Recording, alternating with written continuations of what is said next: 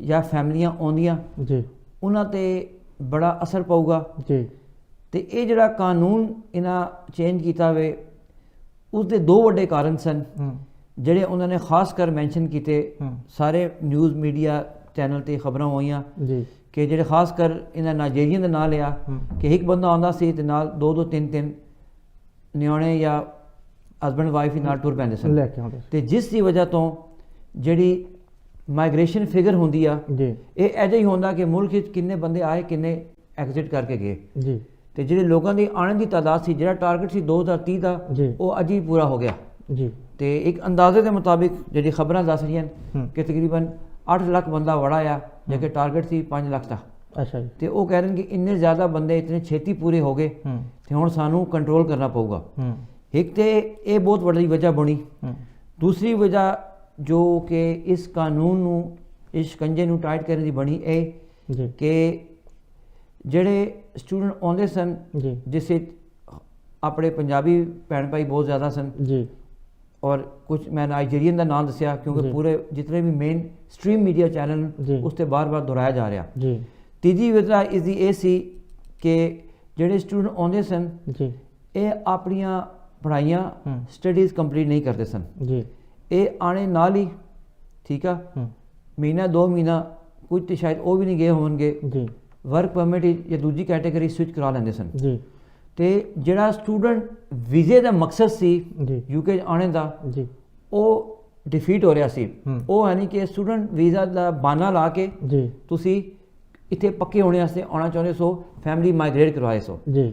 ਤੇ ਜਦੋਂ home office secretary Suella Braverman when she see all this ਜਦੋਂ ਉਹਨੇ ਗੱਲਾਂ ਦੇਖੀਆਂ ਨੈਟ ਮਾਈਗ੍ਰੇਸ਼ਨ ਰੇਟ ਵੱਧ ਗਈ ਤੇ ਉਹਨਾਂ ਦੀ ਜਿਹੜੀ ਫਿਗਰਸ ਆਈਨ ਸਾਰੀ ਜੀ ਤੇ ਉਹਨਾਂ ਆਖਿਆ ਕਿ ਇਹ ਬਈ ਇਸ ਰੂਟ ਨੂੰ ਅਬਿਊਜ਼ ਹੋ ਰਿਹਾ। ਯੂਨੀਵਰਸਿਟੀਆਂ ਨੇ ਕੰਪਲੇਨਾਂ ਕੀਤੀਆਂ ਜੀ ਕਿ ਸਾਡੇ ਪੈਸੇ ਮਾਰੇ ਜਾ ਰਹੇ ਕਿਉਂ ਜ਼ਾਰੀ ਗੱਲ ਜਦੋਂ ਸਟੂਡੈਂਟ ਪੜੂਗਾ ਨਹੀਂ ਤੇ ਫੀਸਾਂ ਨਹੀਂ ਭਰੂਗਾ ਜਦੋਂ ਫੀਸਾਂ ਨਹੀਂ ਭਰੂਗਾ ਤੇ ਯੂਨੀਵਰਸਿਟੀਆਂ ਘੱਟ ਜਾਵਣਗੀਆਂ ਤੇ ਜਿਹੜਾ ਪੋਸਟ ਸਟੱਡੀ ਵਰਕ ਇੱਕ ਓਪਨ ਵਰਕ ਪਰਮਿਟ ਜਿਹਨੂੰ ਆਈਦਾ ਸੀ ਉਹ ਇਸੇ ਮਕਸਦ ਵਾਸਤੇ ਬਣਿਆ ਸੀ। ਉਹ ਇਸੇ ਮਕਸਦ ਵਾਸਤੇ ਖੁੱਲਿਆ ਸੀ ਕਿ ਸਟੂਡੈਂਟ ਆ ਕੇ ਪੜ੍ਹਨ ਫੀਸਾਂ ਭਰਨ ਡਿਗਰੀਆਂ ਕੰਪਲੀਟ ਕਰਨ ਔਰ 2 ਸਾਲ ਦਾ ਪੋਸਟ ਸਟੱਡੀ ਵਰਕ ਲਵਣ ਤੇ ਉਹ ਮਕਸਦ ਪੂਰਾ ਨਹੀਂ ਹੋ ਰਿਹਾ ਸੀ। ਤੇ ਉਹਨਾਂ ਨੇ ਉਹਦੀ ਵਜ੍ਹਾ ਦੇਖੀ ਕਿ ਜਿਹੜੇ ਸਟੂਡੈਂਟ ਦੋ ਤਰੀਕੇ ਤੇ ਦੋ ਚੀਜ਼ਾਂ ਜਿਹੜੀਆਂ ਹੈਗੀਆਂ ਉਹਨੂੰ ਉਹਦਾ ਅਬਿਊਜ਼ ਹੋ ਰਿਹਾ। ਇੱਕ ਫੈਮਲੀਆਂ ਆ ਰਹੀਆਂ ਦੂਜਾ ਸਟੱਡੀ ਕੰਪਲੀਟ ਨਹੀਂ ਹੋ ਰਹੀ ਸੀ ਵਰਕ ਪਰਮਿਟ ਤੇ ਜਿਹਨੂੰ ਸਕਿੱਲ ਵਰਕਰ ਵੀਜ਼ਾ ਕਹੀਦਾ ਸਵਿਚ ਕਰ ਰਹੇ ਸਨ। ਪਰ ਸੌਰੀ ਤੁਹਾਡੇ ਕੋਲ ਮੈਂ ਗੱਲ ਟੋਕਦਾ ਪਰ ਇਹਨਾਂ ਨੇ ਜਿਹੜਾ ਰੂਲ ਬਣਾਇਆ ਕਿ ਜਦੋਂ ਆਪਾਂ ਇੱਥੇ ਸਟੂਡੈਂਟ ਆ ਉਹ ਕਰ ਸਕਦਾ ਵੀਜ਼ਾ ਸਵਿਚ ਕਰ ਸਕਦਾ ਵਰਕ ਪਰਮਿਟ ਵਿੱਚ ਤਾਂ ਜਿਹੜੇ ਸਟੂਡੈਂਟ ਪਹਿਲਾਂ ਆਉਂਦੇ ਸੀ ਜਾਂ 2-3 ਮਹੀਨੇ ਦੇ ਵਿੱਚ ਉਹ ਕਰ ਲੈਂਦੇ ਸੀ ਉਹ ਰੋਂਗ ਸੀ ਜਾਂ ਰਾਈਟ ਸੀ? ਅੱਛਾ ਭਾਜੀ ਇਹ ਉਹ ਰੋਂਗ ਸੀ ਜਾਂ ਰਾਈਟ ਸੀ ਅਸੀਂ ਹਮੇਸ਼ਾ ਪ੍ਰੋਗਰਾਮ ਵਿੱਚ ਇਹੀ ਚਰਚਾ ਕੀਤੀ ਆ ਇਹੀ ਲੋਕਾਂ ਨੂੰ ਦੱਸਣ ਦੀ ਕੋਸ਼ਿਸ਼ ਕੀਤੀ ਆ ਅਗਰ ਤੁਸੀਂ ਸਟੂਡੈਂਟ ਵੀਜ਼ੇ ਤੇ ਆਉਂਦੇ ਹੋ ਤੇ ਸਟੱਡੀ ਕੰਪਲੀਟ ਕਰੋ ਜਾਂ ਸਟੂਡੈਂਟ ਵੀਜ਼ੇ ਤੇ ਆਓ ਨਾ ਅਗਰ ਆਉਂਦੇ ਹੋ ਤਾਂ ਸਟੱਡੀ ਕੰਪਲੀਟ ਕਰੋ ਜਾਂ ਘੱਟੋ ਘੱਟ 1 ਸਾਲ ਤੇ ਉਸ ਵੀਜ਼ੇ ਤੇ ਤੁਸੀਂ ਸਪੈਂਡ ਕਰੋ ਤਾਂ ਕਿ ਸਰਕਾਰ ਨੂੰ ਪਤਾ ਲੱਗੇ ਕਿ ਜੈਨੂਇਨਲੀ ਪੜ੍ਹਨੇ ਵਾਸਤੇ ਬੱਚੇ ਦਾ ਮਕਸਦ ਪੜ੍ਹਨਾ ਹੀ ਹੋਗਾ ਠੀਕ ਆ। ਤੇ ਲੇਕਿਨ ਇਹ ਜੋ ਨਹੀਂ ਹੋ ਰਿਹਾ ਸੀ ਅਸੀਂ ਬਾਰ-ਬਾਰ ਪ੍ਰੋਗਰਾਮ ਵਿੱਚ ਆਖਿਆ ਠੀਕ ਆ ਕਿਉਂਕਿ ਵਰਕ ਪਰਮਿਟ ਥੋੜੀ ਆਸਾਨੀ ਨਾਲ ਹਕੂਮਤ ਨੇ ਉਸ ਤੇ ਢੀਲ ਦਿੱਤੀ ਸੀ ਛੂਟ ਦਿੱਤੀ ਸੀ ਇੰਪਲੋਇਰ ਨੂੰ ਸਪਾਂਸਰ ਲਾਇਸੈਂਸ ਦੇਈ ਜਾ ਰਹੀ ਸੀ ਤੇ ਇਹ ਬੱਚੇ ਸਾਰੇ ਵਨ ਵੇ ਔਰ ਅਦਰ ਬਾਈ ਹੁਕ ਔਰ ਬਾਈ ਕਰੂਕ ਸਾਰੇ ਵਰਕ ਪਰਮਿਟ ਦੇ ਦੁਆਰੇ ਜਾ ਰਹੇ ਸਨ ਠੀਕ ਆ।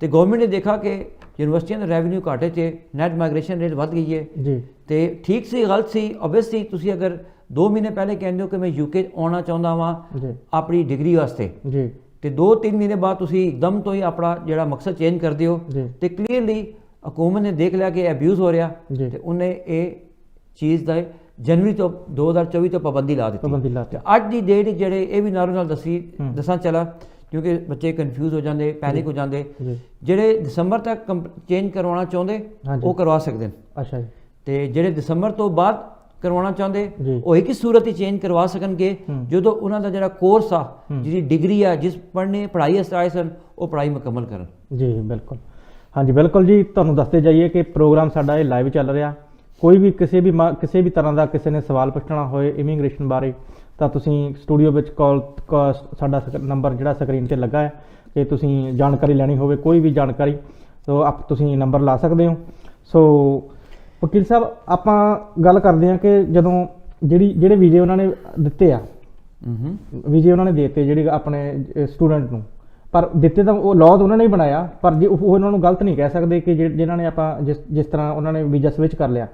जी भाजी बड़ा प्यारा गल आखी तुसां, हाँ मैं सहमत करदा। हाँ जी कानून तुसां ही बनाया, लेकिन उन्होंने दा कानून बनाया सी इस नीयत नाल हाँ कि लोग उस कानून नू फॉलो करनगे, जी लेकिन अगर लोग उसका गलत इस्तेमाल करन, अब्यूज़ करन, हाँ जी तो वो कानून बिल्कुल कानून बनाया सी। अब्यूज़ का मतलब कितना कि अब्यूज़ का मतलब ये जी तुसी अगर स्टूडेंट वीज़े ते आए हो, जी डिग्री कंप्लीट करने वास्ते आए हो, जी तुसी जानबूझ के डिग्री कंप्लीट नहीं कर रहे, जी तुसी वर्क परमिट स्विच करके, जी या तो तुसी डिग्री कंप्लीट करके स्विच करो, स्विच दैट मेक सेंस है ना। जी तुसी आने नाल ही तुसी तुसां दी नीयत यही सी कि मैं यूके किसी तरीके नाल वड़ जावां, जी स्टडी दा बहाना ला के वड़ जावां, जी और आने नाल ही इत्थे पहले तो सैटिंग कीती होगी या कोई जो भी तुसां दा सिस्टम होएगा, तुसी आने नाल ही स्विच कर गए वर्क परमिट ते।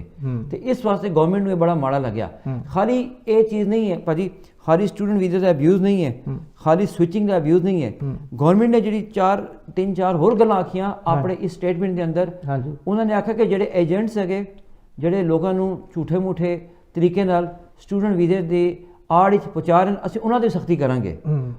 जो इन्हां दी 23 मई की स्टेटमेंट आई आ, जी उन्हां इस ते भी जोर पाया, जी। ठीक है, कि उस उन्हां जिहड़ा एक एजेंट्स काम कर रहे, जिहड़े स्टूडेंट एजेंट या कंसल्टेंट आपां जिन्हों कहीदा, हाँ जी आपां उन्हां ते भी थोड़ी जी सख्ताई करांगे, उन्हां दे भी थोड़ी जी स्क्रूटनी करांगे। जी और एक और नालों नाल गल आखी उन्हां कि जिहड़ी मेनटेनेंस रिक्वायरमेंट हैगी आ, हाँ जी जिहड़े आपां फंड शो करदे न, जिहड़ी जिन्हों आपां आम जुबानी शो मनी कहंदे न, जी उन्हां दी भी उसदी भी जिहड़ी हैगी आ अमाउंट वधावणगे, जी क्योंकि इत्थे भी महंगाई हो रही आ, हाँ जी लिविंग दी जिहड़ी कास्ट है वध रही आ, ते ये भी उन्हें नालों नाल इस ते जोर पाया। ते चार चीज़ां उन्हें आखियां कि स्टूडेंट वीज़े दे डिपेंडेंट ते, जी स्विचिंग ते, जी जिहड़े इंटरनेशनल स्टडी एजेंट्स है कंसल्टेंट, उन्हां दी सख्ताई, जी उन्हां नूं होर मजीद उन्हां दी ट्रेनिंग होएगी या उन्हां नूं दस्सिया जाएगा कि किस तरह के स्टूडेंट तुसीं भर्ती करो, ठीक है। और चौथी चीज़ जिहड़ी मेनटेनेंस हैगी आ, इनू भी वधाया जा रहा। जी ਏਜੰਟ ਮਤਲਬ ਤੁਸੀਂ ਗੱਲ ਕੀਤੀ ਆ ਏਜੰਟ ਦੀ, ਏਜੰਟ ਤੁਸੀਂ ਉਹ ਕਹਿ ਰਹੇ ਆ ਕਿ ਜਿਹੜੇ ਪੰਜਾਬ ਤੋਂ ਜਾਂ ਆਪਣੇ ਕਿਸੇ ਵੀ ਮੁਲਕ ਕਿਸੇ ਵਿੱਚੋਂ ਮੁਲਕ ਦੇ, ਹਾਂ ਜੀ, ਭੇਜ ਦਿੰਦੇ ਸਟੂਡੈਂਟਸ ਨੂੰ ਵੀ ਤੁਹਾਡੇ ਕੋਲ ਇੰਨੇ ਅਸੀਂ ਪੈਸੇ ਲੈਵੇਂ, ਸਿੱਧਾ ਹੀ ਉਹਨਾਂ ਨਾਲ ਕਰ ਲੈਂਦੇ ਨਾ ਜੀ ਪੈਕੇਜ। ਸੋ ਉਹ ਉਹਨਾਂ ਦੇ ਸਕੰਜਾ ਕਿਸ ਤਰ੍ਹਾਂ ਕੱਸਣਗੇ ਇਹ, ਕਿਉਂਕਿ ਉਹ ਪਿੱਛੇ ਫੰਡ ਸ਼ੋ ਹੋ ਜਾਂਦੇ ਆ, ਸਾਰਾ ਕੁਝ ਹੋ ਜਾਂਦਾ, ਉਸ ਤੋਂ ਬਾਅਦ ਇਹ ਕਿ ਉਹਨਾਂ ਦਾ ਭਾਜੀ ਦੇਖੋ ਬਹੁਤ ਸਾਰੇ ਜਿਹੜੇ ਚੰਗੇ ਏਜੰਟਸ ਹੈਗੇ ਨਾ, ਜਿਹੜੇ ਜਿਹਨੂੰ ਆਪਾਂ ਕੰਸਲਟੈਂਟਸ ਵੀ ਕਹੀਦਾ, ਹਾਂਜੀ ਉਹਨਾਂ ਨੇ ਬਕਾਇਦਾ ਬ੍ਰਿਟਿਸ਼ ਕਾਉਂਸਲ ਕੋਲੋਂ ਕੋਰਸ ਕੀਤੇ ਹੁੰਦੇ, ਜੀ उन्होंने बकायदा यूनिवर्सिटियां उन्होंने ट्रेन कर दिया, जी ठीक है। और यूनिवर्सिटियां उन्होंने अपना पूरा चैक एंड बैलेंस भी रख दिया, जो चंगे एजेंट्स है वो की करते हैं कि उन्होंने देखते हैं कि जो स्टूडेंट उन्हें भेजे किन्नियां ने फीसां पूरियां भरियां, किन्नियां ने कोर्स कंप्लीट किया, किन्नियां दा वीज़ा सक्सैस रेशो किन्नी हैगी आ, या वो ये भी कह सकते हैं कि अंग्रेजी का म्यार वधाओ तुसी, क्योंकि जो बच्चा ज़्यादा लाइक होएगा, उम्मीद यही की जाएगी वो पढ़ाई भी ज़्यादा कामयाबी डिग्री कंप्लीट करूँगा, तो वो हो सकता है कि उन्होंने आखन कि तुसी अपना एजुकेशनल स्टैंडर्ड वधाओ अपना, ठीक है, या जिन्हों का स्टडी विच गैप ज़्यादा आगा उन्होंने घट तो घट करो, जी ठीक है, अनलैस कि वो मैच्योर स्टूडेंट होवन जी। तो ये बहुत सारे जो इकदाम ये यूनिवर्सिटियां करेगी, यूनिवर्सिटियां करके आई एम वेरी श्योर। अच्छा यूनिवर्सिटियां ते जिहड़ा हैगा ना, यूनिवर्सिटियां दा सर्कल इस ते भी बड़ा एक गम आगा कि उन्होंने रेवन्यू मारा जाएगा जी, क्योंकि जो डिपेंडेंट नहीं आवेंगे, हाँ जी ठीक है, जो कोई औरत आती है उसका बच्चा या उसका हसबैंड नहीं आऊगा, वो कली आऊगी नहीं, तो यूनिवर्सिटियां का भी रेवन्यू बड़ा थले जाऊगा। ये यूनिवर्सिटियां हुण सारे अपनी प्रपोजल पेश करनगे हुकूमत अगे कि तुसां दे इस इकदाम नाल साडा भी बड़ा नुकसान हो सकदा जी। ते ये हुण आने दिन पता लगूगा कि यूनिवर्सिटियां दी जिहड़ी एसोसीएशन हैगी आ, यूनियन हैगी आ, वो इस सिलसिले अपना के हुकूमत के अगे अपना मौकफ पेश कर दें जी।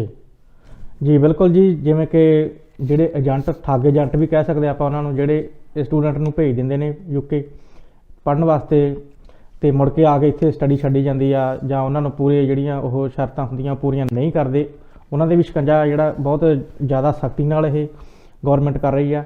ਸੋ ਹੁਣ ਬਹੁਤ ਹੀ ਧਿਆਨ ਨਾਲ ਜਿਹੜਾ ਆਪਾਂ ਨੂੰ ਗਾਂ ਜਿਹੜਾ ਜਦੋਂ ਤੁਸੀਂ ਯੂਕੇ ਆਉਣਾ ਤੇ ਵਧੀਆ ਵਕੀਲ ਕੋਲ ਸਲਾਹ ਲੈ ਕੇ ਕਿਸੇ ਕੋਲੋਂ, ਜਾਂ ਤੁਸੀਂ ਆਪਣੀ ਸਟੱਡੀ ਚੰਗੀ ਤਰ੍ਹਾਂ ਆਪ ਜਾਂ ਖੁਦ ਕਿਸੇ ਜਿਹੜੀ ਯੂਨੀਵਰਸਿਟੀ ਵਿੱਚ ਤੁਸੀਂ ਆਪ ਅਪਲਾਈ ਕਰੋ ਤੇ ਫਿਰ ਹੀ ਆਪਾਂ ਯੂਕੇ ਪਹੁੰਚ ਸਕਦੇ ਹਾਂ, ਪਰ ਨਹੀਂ ਤਾਂ ਪ੍ਰੋਬਲਮ ਤੁਹਾਨੂੰ ਪੈ ਸਕਦੀ ਆ ਜੀ। ਜਵੇਦ ਸਾਹਿਬ ਭਾਜੀ ਨਾਲੋਂ ਨਾਲ ਤੁਸਾਂ ਦੀ ਮੈਂ ਗੱਲ ਅੱਗੇ ਵਧਾਵਾਂ ਜੀ ਕਿ ਆਪਾਂ ਨੇ ਹੋਮ ਆਫਿਸ ਨੇ ਸਟੂਡੈਂਟ ਨੂੰ ਟਾਰਗੇਟ ਕਰ ਰਹੇ ਨੇ, ਉਹ ਉਸਦਾ ਕਾਰਨ ਇਹ ਆ ਕਿ ਸਟੂਡੈਂਟ ਜਿਹੜੇ ਹੈਗੇ ਉਹ ਫੈਮਿਲੀ ਦੇ ਸੂਰਤ ਵਿੱਚ ਆਉਂਦੇ, ਲੇਕਿਨ ਨਾਲੋਂ ਨਾਲ ਜੇ ਇੱਥੇ ਦੇ ਜਿਹੜੇ ਥਿੰਕ ਟੈਂਕ ਹੈਗੇ, ਇੱਥੇ ਦੇ ਜਿਹੜੇ ਸੋਚਣੇ ਸਮਝ ਅਕਲ ਬੁੱਧੀ ਵਾਲੇ ਲੋਕ ਹੈਗੇ ਜੀ, ਉਹ ਇਹ ਕਹਿ ਰਹੇ ਨੇ ਕਿ ਜਿਹੜੇ ਸਟੂਡੈਂਟ ਆ ਰਹੇ ਨੇ ਇਹਨਾਂ ਤੇ ਆਬਜੈਕਸ਼ਨ ਨਹੀਂ ਹੋਣਾ ਚਾਹੀਦਾ, ਕਿਉਂਕਿ ਇਹ ਲੀਗਲ ਤਰੀਕੇ ਨਾਲ ਆ ਰਹੇ ਨੇ, ਇਹ ਇਲੀਗਲ ਤਰੀਕੇ ਨਾਲ ਨਹੀਂ ਆ ਰਹੇ, ਇਹ ਡੰਕੀਆਂ ਲਾ ਕੇ ਨਹੀਂ ਆ ਰਹੇ, ਇਹ ਸਿਸਟਮ ਦਾ ਹਿੱਸਾ ਬਣ ਰਹੇ ਨੇ, ਸਿਸਟਮ ਦੇ ਹਿੱਸੇ ਦੇ ਥਰੂ ਆ ਰਹੇ ਨੇ, ਠੀਕ ਹੈ।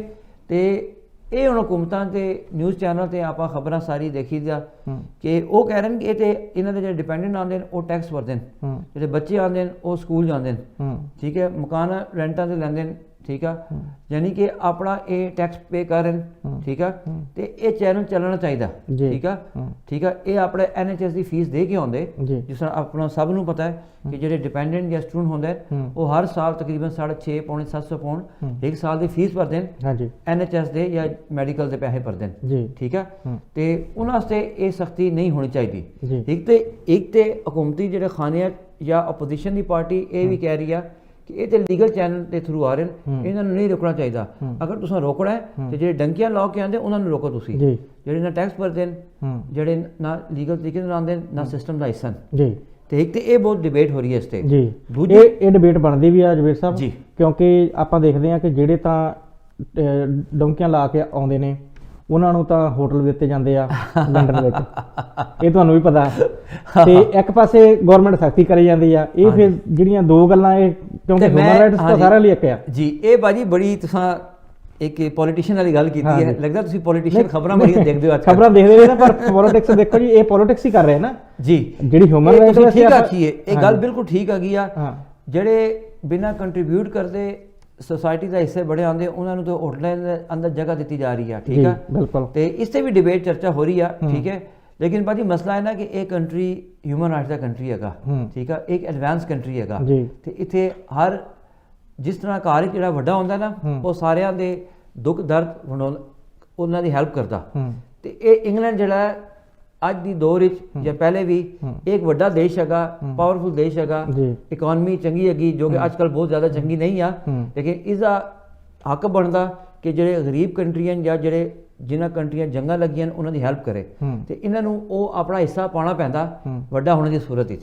ਨਹੀਂ ਤਾਂ ਫਿਰ ਜੀ ਹਾਂਜੀ ਸੌਰੀ ਇਹ ਹਿੱਸਾ ਫਿਰ ਪਾਉਣ ਨਾ, ਹੁਣ ਜਿੱਥੋਂ ਪੰਜਾਬ ਤੋਂ ਸਾਡੇ ਲੋਕੀ ਜੇ ਕੋਈ ਡੰਕੀ ਲਾ ਕੇ ਆਉਂਦਾ ਆ ਉਹਨਾਂ ਨੂੰ ਕਹਿੰਦੇ ਆ ਤੁਹਾਨੂੰ ਅਸੀਂ ਵਾਪਸ ਭੇਜਣਾ, ਤੇ ਜਿਹੜੇ ਇੱਥੋਂ ਹੋਰ ਕੰਟਰੀਆਂ ਚੋਂ ਆਉਂਦੇ ਜਾਂ ਪੰਜਾਬ ਚੋਂ ਲਾ ਲਓ ਜਾਂ ਆਪਣੇ ਕੋਈ ਵੀ ਮੁਲਕ ਵਿੱਚੋਂ ਆਪਾਂ ਕਹਿ ਸਕਦੇ ਹਾਂ ਉੱਥੇ ਵੀ ਰਾਜ ਕਰਕੇ ਆਏ ਇਹ, ਹਾਂਜੀ, ਤੇ ਪਰ ਇਹ ਜਿਹੜੀਆਂ ਹੋਰਾਂ ਕੰਟਰੀਆਂ ਵਿੱਚੋਂ ਉਹਨਾਂ ਨੂੰ ਦੋ ਚੀਜ਼ਾਂ ਬਣ ਜਾਂਦੀਆਂ। ਹਾਂਜੀ, ਇਹ ਜਿਹੜੀ ਪਾਲਿਸੀ ਹੈਗੀ ਹੈ ਨਾ ਅਸਾਲਮ ਦੀ ਪਾਲਿਸੀ ਜਾਂ ਡੰਕੀ ਜਾਂ ਇਲੀਗਲ ਬੰਦਿਆਂ ਦੀ, ਇਹ ਪਾਲਿਸੀ ਇਸ ਮੁਲਕ ਵਿੱਚ ਹਮੇਸ਼ਾ ਤੋਂ ਡਿਸਪਿਊਟਡ ਰਹੀ ਆ, ਇਸ ਤੇ ਹਮੇਸ਼ਾ ਦੋ ਰਾਏ ਰਹੀਆਂ, ਇਸ ਤੇ ਹਕੂਮਤ ਕਦੀ ਕਾਨੂੰਨ ਸਕਸੈਸਫੁਲ ਲੈਜਿਸਲੇਸ਼ਨ ਨਹੀਂ ਕਰ ਸਕੀ ਔਰ ਇਹ ਕਦੀ ਸ਼ਾਇਦ ਕਰ ਵੀ ਨਾ ਸਕੀ। ਹੁਣ ਤੁਸੀਂ ਪਿੱਛੇ ਆਪਾਂ ਨੇ ਸ਼ੋਅ ਕੀਤਾ ਸੀ ਜਿਸ ਵਿੱਚ ਇਹ ਆਖਿਆ ਸੀ ਕਿ ਪ੍ਰਾਈਮ ਮਿਨਿਸਟਰ ਸਾਹਿਬ ਨੇ ਫਰਾਂਸ ਹਕੂਮਤ ਨੂੰ 480 ਮਿਲੀਅਨ ਪਾਉਂਡ ਦਿੱਤੇ ਇਹਨਾਂ ਲੋਕਾਂ ਨੂੰ ਤੇ ਰੋਕਣੇ ਵਾਸਤੇ, ਠੀਕ ਹੈ ਜੀ। ਇਹ ਸਾਰੇ ਇਕਦਾਮ ਇਹਨਾਂ ਇਹ ਕੀਤੇ ਨੇ, ਲੇਕਿਨ ਇਹਨਾਂ ਕੋਲ ਕਦੀ ਹੋਇਆ ਨਹੀਂ, ਠੀਕ ਆ।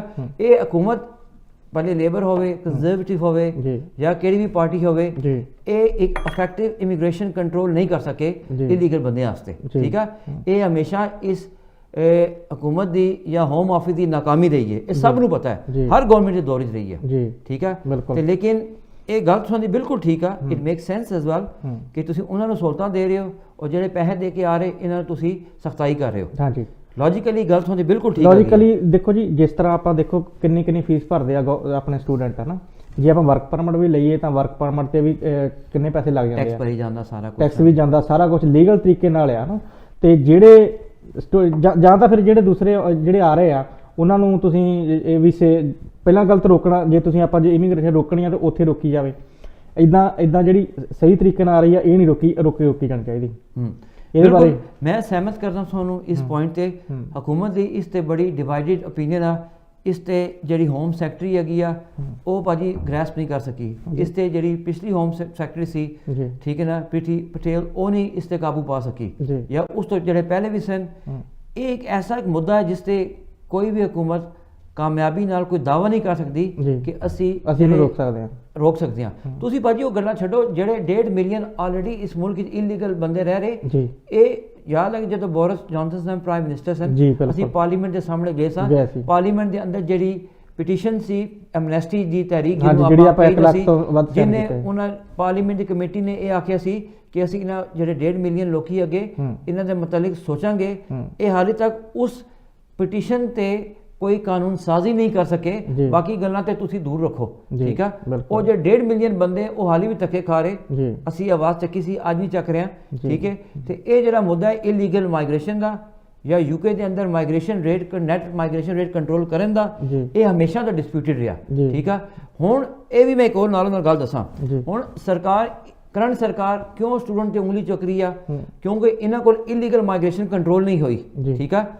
ਇਹਨਾਂ ਨੇ ਸਖਤ ਲੋਕਾਂ ਨੂੰ, ਇੱਥੇ ਦੀ ਆਵਾਮ ਨੇ, ਬ੍ਰਿਟਿਸ਼ ਜਨਤਾ ਨੂੰ ਸ਼ੋਅ ਕਰਨ ਵਾਸਤੇ ਕਿ ਅਸੀਂ ਵਾਅਦਾ ਜਦੋਂ ਕੀਤਾ ਸੀ ਹਕੂਮਤ ਵਿੱਚ ਆਏ ਸਾਂ ਕਿ ਅਸੀਂ ਨੈਟ ਮਾਈਗ੍ਰੇਸ਼ਨ ਰੇਟ ਕੰਟਰੋਲ ਕਰਾਂਗੇ, ਜੀ। ਇਹ ਇਹਨਾਂ ਕੋਲ ਕੰਟਰੋਲ ਨਹੀਂ ਹੋਈ। ਇਹਨਾਂ ਸਾਰਾ ਮੁੱਦਾ ਸਟੂਡੈਂਟ ਤੇ ਪਾ ਦਿੱਤਾ ਜੀ ਕਿ ਇੱਥੇ ਦੀ ਆਮ ਪਬਲਿਕ ਨੂੰ ਦੱਸਣ ਵਾਸਤੇ ਕਿ ਦੇਖੋ ਜੀ ਅਸੀਂ ਆਉਣੇ ਵਾਲੇ ਦਿਨਾਂ 'ਚ ਇਹ ਇਕਦਾਮ ਕਰ ਰਹੇ ਹਾਂ, ਜੀ। ਇਹ ਸਖਤਾਈਆਂ ਕਰ ਰਹੇ ਹਾਂ ਜੀ। ਔਰ ਮੁਲਕ ਦੇ ਅੰਦਰ ਅਸੀਂ ਇਮੀਗ੍ਰੇਸ਼ਨ ਤੇ ਕੰਟਰੋਲ ਕਰ ਰਹੇ ਹਾਂ। ਜੀ। ਤੇ ਇਹਨਾਂ ਦਾ ਜਿਹੜਾ ਨਜ਼ਲਾ, ਇਹਨਾਂ ਦਾ ਜਿਹੜੀ ਸਖਤਾਈ ਹੈ ਸਾਰੀ ਇਸ ਪਾਸੇ ਆ ਗਈ, ਜੀ। ਉਸ ਪਾਸੇ ਇਹਨਾਂ ਦਾ ਕੋਈ ਇਖਤਿਆਰ ਨਹੀਂ ਚੱਲ ਸका, ਜੀ ਠੀਕ ਹੈ। ਬਿਲਕੁਲ। ਕਿਉਂਕਿ ਜਦੋਂ ਇਹ ਜਾਂਦੇ ਨੇ ਯੂਕਰੇਨੀਅਨ ਤੇ ਇਹਨਾਂ ਨੂੰ ਯੂਰਪ ਨੂੰ ਖੁਸ਼ ਕਰਨਾ ਪੈਂਦਾ ਹੈ, ਜੀ। ਕਿਉਂਕਿ ਹਰ ਦੂਜੇ ਯੂਰਪੀਅਨ ਕੰਟਰੀ ਨੇ ਰਸ਼ੀਆ ਦੇ ਅਗੇਂਸਟ ਯੂਕਰੇਨੀਅਨ ਦੇ ਜਿਹੜੇ ਬਾਸ਼ਿੰਦੇ ਹੈਗੇ ਉਹਨਾਂ ਨੂੰ ਸਪੋਰਟ ਕੀਤਾ ਹੈ, ਜੀ। ਤੇ ਇਹਨਾਂ ਨੂੰ ਆਪਣਾ ਹਿੱਸਾ ਪਾਉਣਾ ਪੈਂਦਾ। ਜੀ ਤੇ ਬਾਕੀ ਵੀ ਦੇਸ਼ਾਂ ਜਿਹੜੇ ਜੰਗਾਂ ਲੱਗੀਆਂ ਉਹਨਾਂ ਨੂੰ ਸਪੋਰਟ ਕਰਨਾ ਪੈਂਦਾ ਹੈ। ਜੀ ਤੇ ਇਸ ਵਾਸਤੇ ਉੱਥੇ ਇਹਨਾਂ ਨੂੰ ਬੜਾ ਪ੍ਰੈਸ਼ਰ ਸੀ। ਔਰ ਇਹਦਾ ਗੱਲ ਹੈ ਬ੍ਰੈਕਸਿਟ ਹੋ ਗਈ ਹੈ ਤੇ ਪ੍ਰੈਸ਼ਰ ਇਹਨਾਂ ਤੇ ਘੱਟ ਹੋ ਗਿਆ, ਲੇਕਿਨ ਫਿਰ ਵੀ ਇੰਟਰਨੈਸ਼ਨਲ ਕਮਿਊਨਿਟੀ ਦੇ ਅੰਦਰ ਮੂੰਹ ਟਿਕਾਉਣੇ ਵਾਸਤੇ ਤੁਸੀਂ ਨੂੰ ਕੋਈ ਨਾ ਕੋਈ ਹਮਦਰਦੀ ਜਤਾਉਣੀ ਪੈਂਦੀ ਹੈ ਕਿ ਅਸੀਂ ਇਹਨਾਂ ਮੁਲਕਾਂ ਨਾਲ ਬੜੀ ਨਰਮੀ ਵਰਤਾਓ ਕਰ ਰਹੇ ਹਾਂ। ਤੇ ਇੰਟਰਨੈਸ਼ਨਲ ਸਟੂਡੈਂਟ ਤੇ ਜਿਹੜਾ ਸੀ ਇਹਨਾਂ ਦਾ ਡਾਇਰੈਕਟ ਕੰਟਰੋਲ ਲਗਾ ਕਿ ਯੂਰਪੀਅਨ ਯੂਨੀਅਨ ਦੇ ਰੂਲ ਨੂੰ ਫੋਲੋ ਨਹੀਂ ਕਰਨਾ ਪੈਂਦਾ ਜਾਂ ਇੰਟਰਨੈਸ਼ਨਲ ਕਮਿਊਨਿਟੀ ਦੀ ਰੂਲ ਨੂੰ ਫੋਲੋ ਨਹੀਂ ਕਰਨਾ ਪੈਂਦਾ। ਇਸ ਵਾਸਤੇ ਇਹਨਾਂ ਨਿਸ਼ਾਨਾ ਸਿੱਧਾ ਇੰਟਰਨੈਸ਼ਨਲ ਯੂਰਪੀਅਨ ਇੰਟਰਨੈਸ਼ਨਲ ਸਟੂਡੈਂਟ ਤੇ ਆ ਗਿਆ। ਲੇਕਿਨ ਭਾਜੀ ਗੱਲ ਮੈਂ ਅੱਗੇ ਵਧਾਉਣਾ, ਅਨਲੈਸ ਤੁਸੀਂ ਕਾਲ ਲੈਣਾ ਚਾਹੁੰਦੇ ਹੋ। ਨਹੀਂ ਹਲੇ ਕਾਲ ਨਹੀਂ। ਅੱਛਾ ਹਾਂਜੀ। ਅੱਛਾ, ਗੱਲ ਇਹ ਹੈ ਕਿ ਆਪਾਂ ਨੇ ਹਰ ਟੀਵੀ ਚੈਨਲ ਤੇ, ਹਰ ਦੂਜੇ ਤੀਜੇ ਸੋਸ਼ਲ ਮੀਡੀਆ ਤੇ ਖਬਰਾਂ ਤੇ ਆ ਰਹੀਆਂ ਡਿਪੈਂਡੈਂਟ 2024 ਤੋਂ ਨਹੀਂ ਆ ਸਕਦੇ, ਸਵਿਚਿੰਗ ਨਹੀਂ ਹੋ ਸਕਦੀ, ਠੀਕ ਆ। ਚਲੋ ਹੁਣ ਸਭ ਤੋਂ ਜ਼ਿਆਦਾ ਪਰੇਸ਼ਾਨ ਹੈਗੇ ਏਜੰਟ ਹੈਗੇ, ਕੰਸਲਟੈਂਟ ਹੈਗੇ ਜਿਹੜੇ ਯੂਕੇ ਦੇ ਬਾਹਰ ਹੈਗੇ ਜਾਂ ਯੂਕੇ ਦੇ ਅੰਦਰ ਹੈਗੇ, ਕਿਉਂਕਿ ਉਹਨਾਂ ਦੀ ਦੁਕਾਨਾਂ ਹੋ ਜਾਣੀਆਂ ਬੰਦ, ਠੀਕ ਆ। ਸਾਰਾ ਜ਼ੋਰ ਆ ਜਾਣਾ ਵਰਕ ਪਰਮਿਟ ਤੇ, ਕਿਉਂਕਿ ਡਿਪੈਂਡੈਂਟ ਤੇ ਆ ਨਹੀਂ ਸਕੂਗਾ ਆਪਣੇ ਦੇਸ਼ਾਂ ਤੋਂ, ਪੰਜਾਬ ਤੋਂ, ਜਿੱਥੋਂ ਵੀ, ਠੀਕ ਆ। ਤੇ ਫਿਰ ਲੋਕੀ ਕਿਸ ਤੇ ਆਵਣਗੇ? ਵਰਕ ਪਰਮਿਟ ਤੇ ਆਵਣਗੇ, ਕਿਉਂਕਿ ਵਰਕ ਪਰਮਿਟ ਤੁਸੀਂ ਡਿਪੈਂਡੈਂਟ ਆਪਣੇ ਨਾਲ ਆਣ ਸਕਦੇ ਹੋ, ਠੀਕ ਆ। ਵਰਕ ਪਰਮਿਟ, ਸੌਰੀ ਇਹਦੇ ਵਿੱਚ ਆਪਾਂ ਐਡ ਕਰਦੇ ਥੋੜਾ ਜਿਹਾ, ਜਦੋਂ ਆਪਾਂ ਮੇਰੇ ਖਿਆਲ ਨਾਲ ਕਾਲ ਲੈ ਲਈਏ ਆਪਾਂ ਥੋੜੀ ਜਿਹੀ। ਹਾਂਜੀ ਕਾਲ। ਹੈਲੋ ਸਤਿ ਸ਼੍ਰੀ ਅਕਾਲ ਜੀ। ਹੈਲੋ ਸਤਿ ਸ਼੍ਰੀ ਅਕਾਲ ਜੀ। ਸਤਿ ਸ਼੍ਰੀ ਅਕਾਲ ਭਾਜੀ। ਭਾਈ ਮੈਂ ਸਵਾਲ ਪੁੱਛਣਾ ਤੁਹਾਡੇ ਇੱਕ। ਹਾਂਜੀ ਪੁੱਛੋ ਜੀ। ਮੁੰਡਾ ਹੈ ਜੀ ਇੱਕ 23 ਸਾਲ ਦਾ, ਇੰਡੀਆ 'ਚ ਜੀ। ਤੇ ਉਹਨੇ BSc ਕੀਤੀ ਹੈ ਨਰਸਿੰਗ ਵਿੱਚ। ਜੀ ਬੋਲੋ ਭਾਜੀ। ਹਾਂਜੀ ਸਵਾਲ ਆਪਣਾ ਪੂਰਾ ਕਰੋ ਭਾਜੀ, ਦੇਣਗੇ ਜਵਾਬ ਭਾਜੀ। BSc ਉਹਨੇ ਕੀਤੀ ਹੈ ਨਰਸਿੰਗ ਵਿੱਚ, ਉਹ ਇੱਥੇ ਕੰਮ ਕਰਨ ਵਾਸਤੇ ਆਉਂਦਾ ਹੈ ਐਜ਼ ਅ ਨਰਸ। ਠੀਕ ਹੈ ਭਾਜੀ, ਥੈਂਕ ਯੂ। ਸਵਾਲ ਆਪਾਂ ਨੇ ਲੈ ਲਿਆ, ਥੈਂਕ ਯੂ ਭਾਜੀ। ਜਿਨ੍ਹਾਂ ਨੇ ਨਰਸਿੰਗ ਕੀਤੀ ਆ ਜਾਂ ਹੈਲਥ ਕੇਅਰ ਇੰਡਸਟਰੀ ਦੇ ਅੰਦਰ ਕੋਈ ਕੋਰਸ ਜਾਂ ਕੋਈ ਕੁਆਲੀਫਿਕੇਸ਼ਨ ਹੈਗੀ ਆ, ਵਰਕ ਪਰਮਿਟ ਆਉਣ ਵਾਸਤੇ ਸਭ ਤੋਂ ਪਹਿਲੇ ਤੁਹਾਨੂੰ ਇੱਥੇ ਦੀ ਕੋਈ ਕੇਅਰ ਹੋਮ ਜਾਂ ਹੈਲਥ ਕੇਅਰ ਦੀ ਏਜੰਸੀ ਢੂੰਢਣੀ ਪਊਗੀ ਜਿਹੜੇ ਉਹਨੂੰ ਸਪੋਂਸਰ ਕਰੂ। ਜਦੋਂ ਸਪੋਂਸਰ ਉਹਨੂੰ ਮੁੰਡੇ ਨੂੰ ਕਰਨਗੇ, ਅੰਗਰੇਜ਼ੀ ਦਾ ਉਹਦਾ ਆਈਲੈਟਸ 4 ਬੈਂਡ ਦੇ ਬਰਾਬਰ ਸਕੋਰ ਹੋਊਗਾ ਜਾਂ 4 ਬੈਂਡ ਹੋਊਗਾ, ਤੇ ਫਿਰ ਉਹ ਆ ਸਕਦਾ ਹੈ, ਆਪਣੇ ਡਿਪੈਂਡੈਂਟ ਨੂੰ ਵੀ ਨਾਲ ਆਣ ਸਕਦਾ ਹੈ। ਉਹ ਵੀਜ਼ੇ ਖੁੱਲੇ ਬਣਾ ਲਈ, ਠੀਕ ਹੈ, ਔਰ ਅੱਗੇ ਵੀ ਫਿਲਹਾਲ ਖੁੱਲੇ ਰਹਣਗੇ। ਮੇਰੇ ਖਿਆਲ ਕਾਲ ਡ੍ਰੌਪ ਹੋ ਗਈ। ਮੇਰੇ ਖਿਆਲ ਇਹਨਾਂ ਦਾ ਜਿਹੜਾ ਸਵਾਲ ਸੀ ਕਿ ਜਿਹਨੇ BSc ਨਰਸਿੰਗ ਕੀਤੀ ਤੇ ਉਹ ਹੈਲਥ ਕੇਅਰ ਅਸਿਸਟੈਂਟ ਦੇ ਆ ਸਕਦਾ ਹੈ, ਜੇ ਬੜੇ ਮਸ਼ਹੂਰ ਵੀਜ਼ੇ ਹੋਏ ਸਨ ਹੈਲਥ ਕੇਅਰ ਅਸਿਸਟੈਂਟ ਜਾਂ ਕੇਅਰ ਟੇਕਰ ਦੇ, ਜਿਨ੍ਹਾਂ ਨੂੰ ਆਪਾਂ ਕਹੀਦਾ ਸੀ, ਉਹ ਹਾਲੀ ਵੀ ਖੁੱਲੇ, ਉਹਨਾਂ ਤੇ ਸਖਤਾਈ ਨਹੀਂ ਹੋਈ। ਇਹ ਸਖਤਾਈ ਹੋਊਗੀ ਆਉਣ ਵਾਲੇ ਦਿਨਾਂ 'ਚ। ਇਹ ਵੀ ਮੈਂ ਨਾਲੋਂ ਨਾਲ ਦੱਸੇ। ਜਿਹੜਾ ਪ੍ਰੋਗਰਾਮ ਦਾ ਦੂਸਰਾ ਹਿੱਸਾ ਅੱਜ ਅਸੀਂ ਇਸੇ ਤੇ ਗੱਲ ਕਰਾਂਗੇ, ਜਿਹੜੇ ਵਰਕ ਪਰਮਿਟ ਹੈਗੇ, ਜਿਸ ਸਭ ਤੋਂ ਆਸਾਨ ਵਰਕ ਪਰਮਿਟ ਹੈਲਥ ਕੇਅਰ ਦੇ ਸਨ। ਤੁਸੀਂ ਕਾਲ ਲੈ ਲਓ, ਫਿਰ ਆਪਾਂ ਗੱਲ ਕਰਾਂਗੇ। ਹੈਲੋ ਹਾਂਜੀ ਸਤਿ ਸ਼੍ਰੀ ਅਕਾਲ ਜੀ। ਸਤਿ ਸ਼੍ਰੀ ਅਕਾਲ ਜੀ। ਹਾਂਜੀ ਅਸੀਂ ਵਕੀਲ ਨਾਲ ਗੱਲ ਕਰਦੇ। ਹਾਂਜੀ ਕਰੋ ਜੀ। ਜੀ ਭੈਣ ਜੀ ਸਤਿ ਸ਼੍ਰੀ ਅਕਾਲ। ਸਤਿ ਸ਼੍ਰੀ ਅਕਾਲ ਜੀ ਭਾਈ, ਸਤਿ ਸ਼੍ਰੀ ਅਕਾਲ। ਅਸੀਂ ਪੁੱਛਣਾ ਸੀ, ਜਿੱਦਾਂ ਮੇਰਾ ਬੇਟਾ ਆਇਆ ਆ, ਉਹ 15 ਸਾਲ ਦਾ ਸੀ ਜਦ ਇੱਥੇ ਆਇਆ ਉਹ, ਤੇ ਉਹ ਜਿੱਦਾਂ ਅਸੀਂ ਆਏ ਆ, ਜਿੱਦਾਂ ਮੇਰਾ ਜਵਾਈ ਪੁਰਤਗਾਲ ਤੋਂ ਆਇਆ ਉਹਦੇ ਤੌਰ ਤੇ, ਹਨਾ, ਤੇ ਉਹ ਕੱਚਾ ਆ ਇੱਥੇ, ਤੇ ਉਹਦਾ ਕੋਈ ਕੇਸ ਲੱਗਣ ਦਾ ਹੈਗਾ? ਭੈਣ ਜੀ ਤੁਸੀਂ ਯੂਰਪੀਅਨ ਜਿਹੜੇ ਵੀਜ਼ੇ ਤੇ ਆਏ ਸੋ? ਹਾਂਜੀ। ਤੇ ਬੱਚਾ ਜਦੋਂ ਹੁਣ ਬੱਚਾ 15 ਸਾਲ ਦਾ? ਨਹੀਂ, ਹੁਣ ਤਾਂ 18 ਦਾ ਆ। ਜਿੱਦਾਂ ਉਹਨੂੰ ਮੈਂ 15 ਸਾਲ ਦਾ ਇੱਥੇ ਛੱਡ ਗਈ ਸੀ ਪਹਿਲਾਂ ਹੀ। ਅੱਛਾ, ਉਹ ਕਿਹੜੇ ਵੀਜ਼ੇ ਤੇ ਆਇਆ ਸੀ? ਵਿਜ਼ਿਟ ਵੀਜ਼ੇ ਤੇ ਆਇਆ ਸੀ? ਉਹਦਾ ਜਿੱਦਾਂ ਉਹਦੇ 6 ਮਹੀਨੇ ਦਾ ਵੀਜ਼ਾ ਜਿਹੜਾ ਹੁੰਦਾ ਉੱਤੇ ਆਇਆ ਸੀ। ਅੱਛਾ ਤੁਸੀਂ ਕਰਨਾ ਇਹ ਸੀ ਨਾ ਭੈਣ ਜੀ, ਜਦੋਂ ਤੁਸੀਂ ਕਿਸ ਸਾਲ 'ਚ ਆਏ ਸੋ UK 'ਚ? ਅਸੀਂ 20 ਚ ਆਏ ਹਾਂ। ਤੁਸੀਂ ਜਦੋਂ 2020 ਚ ਆਏ ਸੋ ਨਾ ਤੇ ਉਸ ਦਾ ਤੁਸੀਂ ਆਪਣੇ ਨਾਲ ਹੀ ਕਰਨਾ ਸੀ ਨਾ ਵੀਜ਼ਾ, ਤੇ ਉਸ ਟਾਈਮ ਉਹਦਾ ਲੱਗ ਜਾਣਾ ਸੀ ਵੀਜ਼ਾ। ਇੱਥੇ ਆ ਕੇ ਅਸੀਂ ਜਿੱਦਾਂ 2 ਵਾਰੀ ਲਾਇਆ, ਉਹਦਾ ਕੇਸ ਰਿਫਿਊਜ਼ ਕਰ ਦਿੱਤਾ ਇਹਨਾਂ ਨੇ, ਜਿੱਦਾਂ ਉਹ ਇਹ ਸਾਡੇ ਤੇ ਡਿਪੈਂਡੈਂਟ ਕੁੜੀ ਤੇ ਲਾਇਆ ਸੀ। ਤੇ ਉਹ ਭੈਣ ਜੀ 2 ਵਜ੍ਹਾ ਤੋਂ ਰਿਫਿਊਜ਼ ਹੋ ਸਕਦਾ, ਜਾਂ ਤੇ ਮੁੰਡਾ ਤੁਹਾਡੇ ਜਿਹੜਾ ਬੱਚਾ ਸੀ ਉਸ ਟਾਈਮ 2020 ਚ ਉਹਨਾਂ ਨੇ 18 ਤੋਂ ਘੱਟ ਹੀ ਹੋਣਾ ਨਾ, ਠੀਕ ਹੈ? ਹਾਂਜੀ ਤੇ ਹਾਂਜੀ 18 ਦਾ ਤਾਂ ਅਗਰ ਭੈਣ ਜੀ ਬੜਾ ਕਲੀਅਰ ਅਸੂਲ ਹੈ, ਜਿਹੜਾ ਯੂਰਪੀਅਨ ਕਾਨੂੰਨ ਹੈਗਾ ਨਾ, ਬੜਾ ਕਲੀਅਰ ਅਸੂਲ ਹੈ, ਅਗਰ ਉਸਦੀ ਉਮਰ 18 ਤੋਂ ਘੱਟ ਹੈਗੀ ਆ ਔਰ ਤੁਸੀਂ ਅਗਰ ਉਹਦੇ ਮਾਂ ਪਿਓ ਕਾਗਜ਼ਾਂ ਤੇ ਉਹਦਾ ਤਾਂ ਵੀਜ਼ਾ ਤੁਸਾਂ ਦੇ ਨਾਲ ਲੱਗ ਜਾਣਾ, ਠੀਕ ਹੈ? ਤੁਸਾਂ ਉਹਦਾ ਲਾਇਆ ਹੋਏਗਾ ਐਕਸਟੈਂਡਡ ਫੈਮਿਲੀ ਮੈਂਬਰ, ਠੀਕ ਹੈ? ਸ਼ਾਇਦ ਇਸੀ ਵਜ੍ਹਾ ਤੋਂ ਰਿਫਿਊਜ਼ ਹੋਇਆ। ਅਗਰ ਤੁਸੀਂ ਉਹਨੂੰ ਆਪਣਾ ਬੱਚਾ ਬਣਾ ਕੇ ਲਾਓ 18 ਤੋਂ ਘੱਟ ਤੇ ਇਹ ਐਪਲੀਕੇਸ਼ਨ ਕਾਮਯਾਬ ਹੋ ਸਕਦੀ ਆ, ਠੀਕ ਹੈ? ਉਹ ਤਾਂ ਹੁਣ ਤਾਂ 18 ਦਾ ਉਹਨੇ ਹੋ ਜਾਣਾ ਹੈ ਜਿੱਦਾਂ ਅਗਰ ਭੈਣ ਜੀ 18 ਤੋਂ ਹੁਣ ਹੋ ਗਿਆ ਤੇ ਹੁਣ ਫਿਰ ਯੂਰਪੀਅਨ ਕਾਨੂੰਨ ਦੇ ਤਹਿਤ ਬੇਸ਼ੱਕ ਨਾ ਲਾਓ, ਤੁਸੀਂ ਹੁਣ ਅੰਗਰੇਜ਼ੀ ਕਾਨੂੰਨ ਦੇ ਤਹਿਤ ਲਾਓ, ਹਿਊਮਨ ਰਾਈਟ ਦੇ, ਕਿ ਜਦੋਂ UK ਸੀ ਉਹ ਨਿਆਣਾ ਸੀ, ਛੋਟਾ ਸੀ ਔਰ ਹਾਲੀ ਵੀ ਤੁਸਾਂ ਤੇ ਡਿਪੈਂਡੈਂਟ ਹੈ, ਤੇ ਉਹਦੇ ਕਾਮਯਾਬੀ ਦੀ ਜਿਹੜੀ ਸਫਲਤਾ ਦੇ ਚਾਂਸਸ ਵੱਧ ਜਾਵਣਗੇ, ਠੀਕ ਹੈ ਜੀ? ਅੱਛਾ ਮਾਂ ਪਿਓ ਤੇ ਲਾਈਏ ਹੈ ਨਾ ਜੀ ਉਹ ਵੀ ਲੱਗ ਸਕਦਾ ਹੈਗਾ ਜੀ। ਯੂਰਪੀਅਨ ਐਕਸਟੈਂਡਡ ਦਾ ਜਿਹੜਾ ਕਾਨੂੰਨ ਹੈ ਹੁਣ ਬੰਦ ਹੋ ਗਿਆ, 2021 ਜੂਨ ਤੋਂ ਬਾਅਦ ਉਹ ਬੰਦ ਹੋ ਗਿਆ, ਠੀਕ ਹੈ? ਉਸ ਵਿੱਚ ਹੁਣ ਉਹ ਸ਼ਾਇਦ ਤੁਸੀਂ ਨਾ ਲਾ ਸਕੋ। ਬਾਕੀ ਤੁਸੀਂ ਜਦੋਂ ਸਾਡੇ ਦਫ਼ਤਰ ਸੰਪਰਕ ਕਰੋਗੇ ਤੇ ਅਸੀਂ ਮਜ਼ੀਦ ਇਨਫੋਰਮੇਸ਼ਨ ਲੈ ਕੇ ਐਡਵਾਈਸ ਦੇ ਸਕਦੇ ਹਾਂ। ਲੇਕਿਨ ਜਿਹੜੀ ਮੋਟੀ ਜੀ ਗੱਲ ਆ ਕਿ ਅਗਰ ਯੂਰਪੀਅਨ ਕਾਨੂੰਨ ਤੇ ਨਹੀਂ ਜਾ ਸਕਦਾ ਕਿਉਂਕਿ 18 ਤੋਂ ਉੱਤੇ ਹੋ ਗਿਆ, ਤੇ ਫਿਰ ਤੁਸੀਂ ਇਹ ਪ੍ਰੂਫ ਕਰੋ ਕਿ ਹਾਲੀ ਵੀ ਤੁਸੀਂ ਉੱਤੇ ਡਿਪੈਂਡੈਂਟ ਹੈਗਾ ਤੇ ਹਿਊਮਨ ਰਾਈਟ ਦੇ ਤਹਿਤ ਤੁਸੀਂ ਲਾ ਸਕਦੇ ਹੋ ਸੀ, ਠੀਕ ਹੈ ਭੈਣ ਜੀ? ਹਾਂਜੀ ਨਹੀਂ ਜਿੱਦਾਂ ਕਹਿ ਦਿੰਦੇ ਨਾ ਵੀ 7 ਸਾਲ ਬੱਚੇ ਨੂੰ ਇੱਥੇ ਆਏ ਨੂੰ ਅੰਡਰ ਏਜ ਨੂੰ ਹੋ ਜਾਣਾ। ਹਾਂਜੀ ਉਹ 7 ਸਾਲ UK ਜਿਸ ਬੱਚੇ ਨੂੰ ਹੋਵਨ ਤੇ ਉਹ 18 ਤੋਂ ਪਹਿਲੇ ਲਾ ਸਕਦੇ ਹੋ, 18 ਤੋਂ ਉੱਤੇ ਨਹੀਂ ਲਾ ਸਕਦੇ।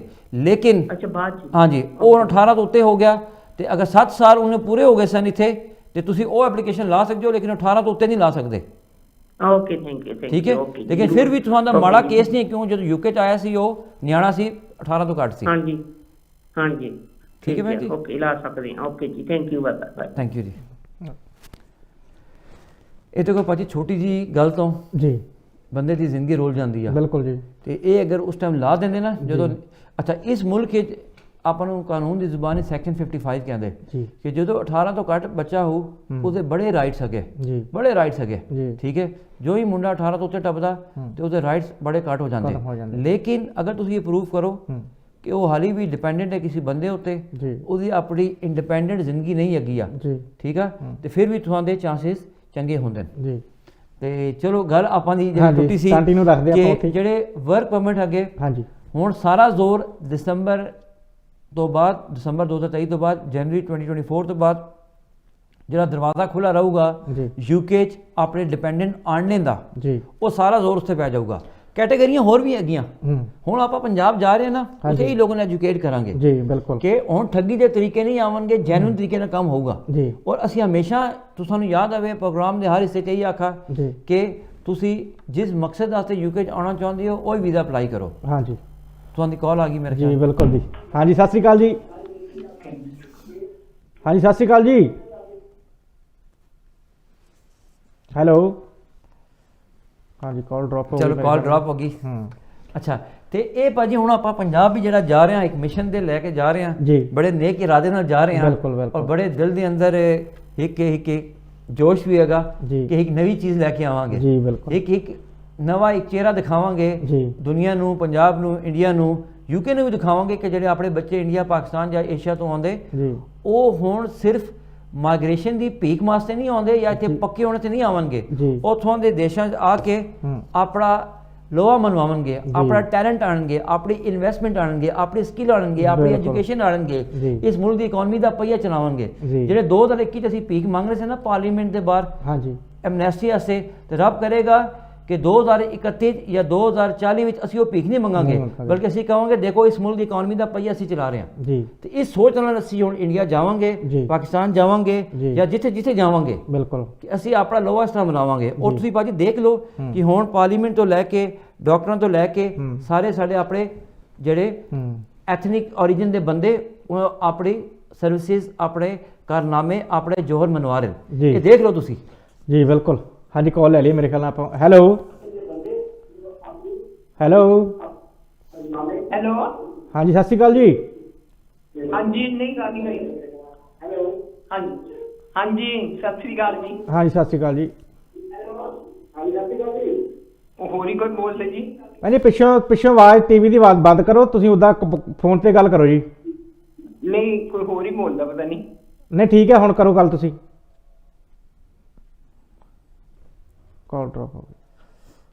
ਕਾਲ ਡ੍ਰੌਪ ਹੋ ਗਈ ਹੈ ਜੀ। ਚਲੋ ਕੋਈ ਨਹੀਂ। Continue। ਅੱਛਾ ਭਾਜੀ, ਗੱਲ ਸਾਡੀ ਬੜੀ ਮਜ਼ੇਦਾਰ ਚੱਲ ਰਹੀ ਸੀ ਜੀ। ਤੇ ਆਉਣੇ ਵਾਲਾ ਦੌਰ ਭਾਜੀ ਸਾਡੇ ਦੇਸ਼ਾਂ ਦਾ ਦੌਰ ਹੈਗਾ।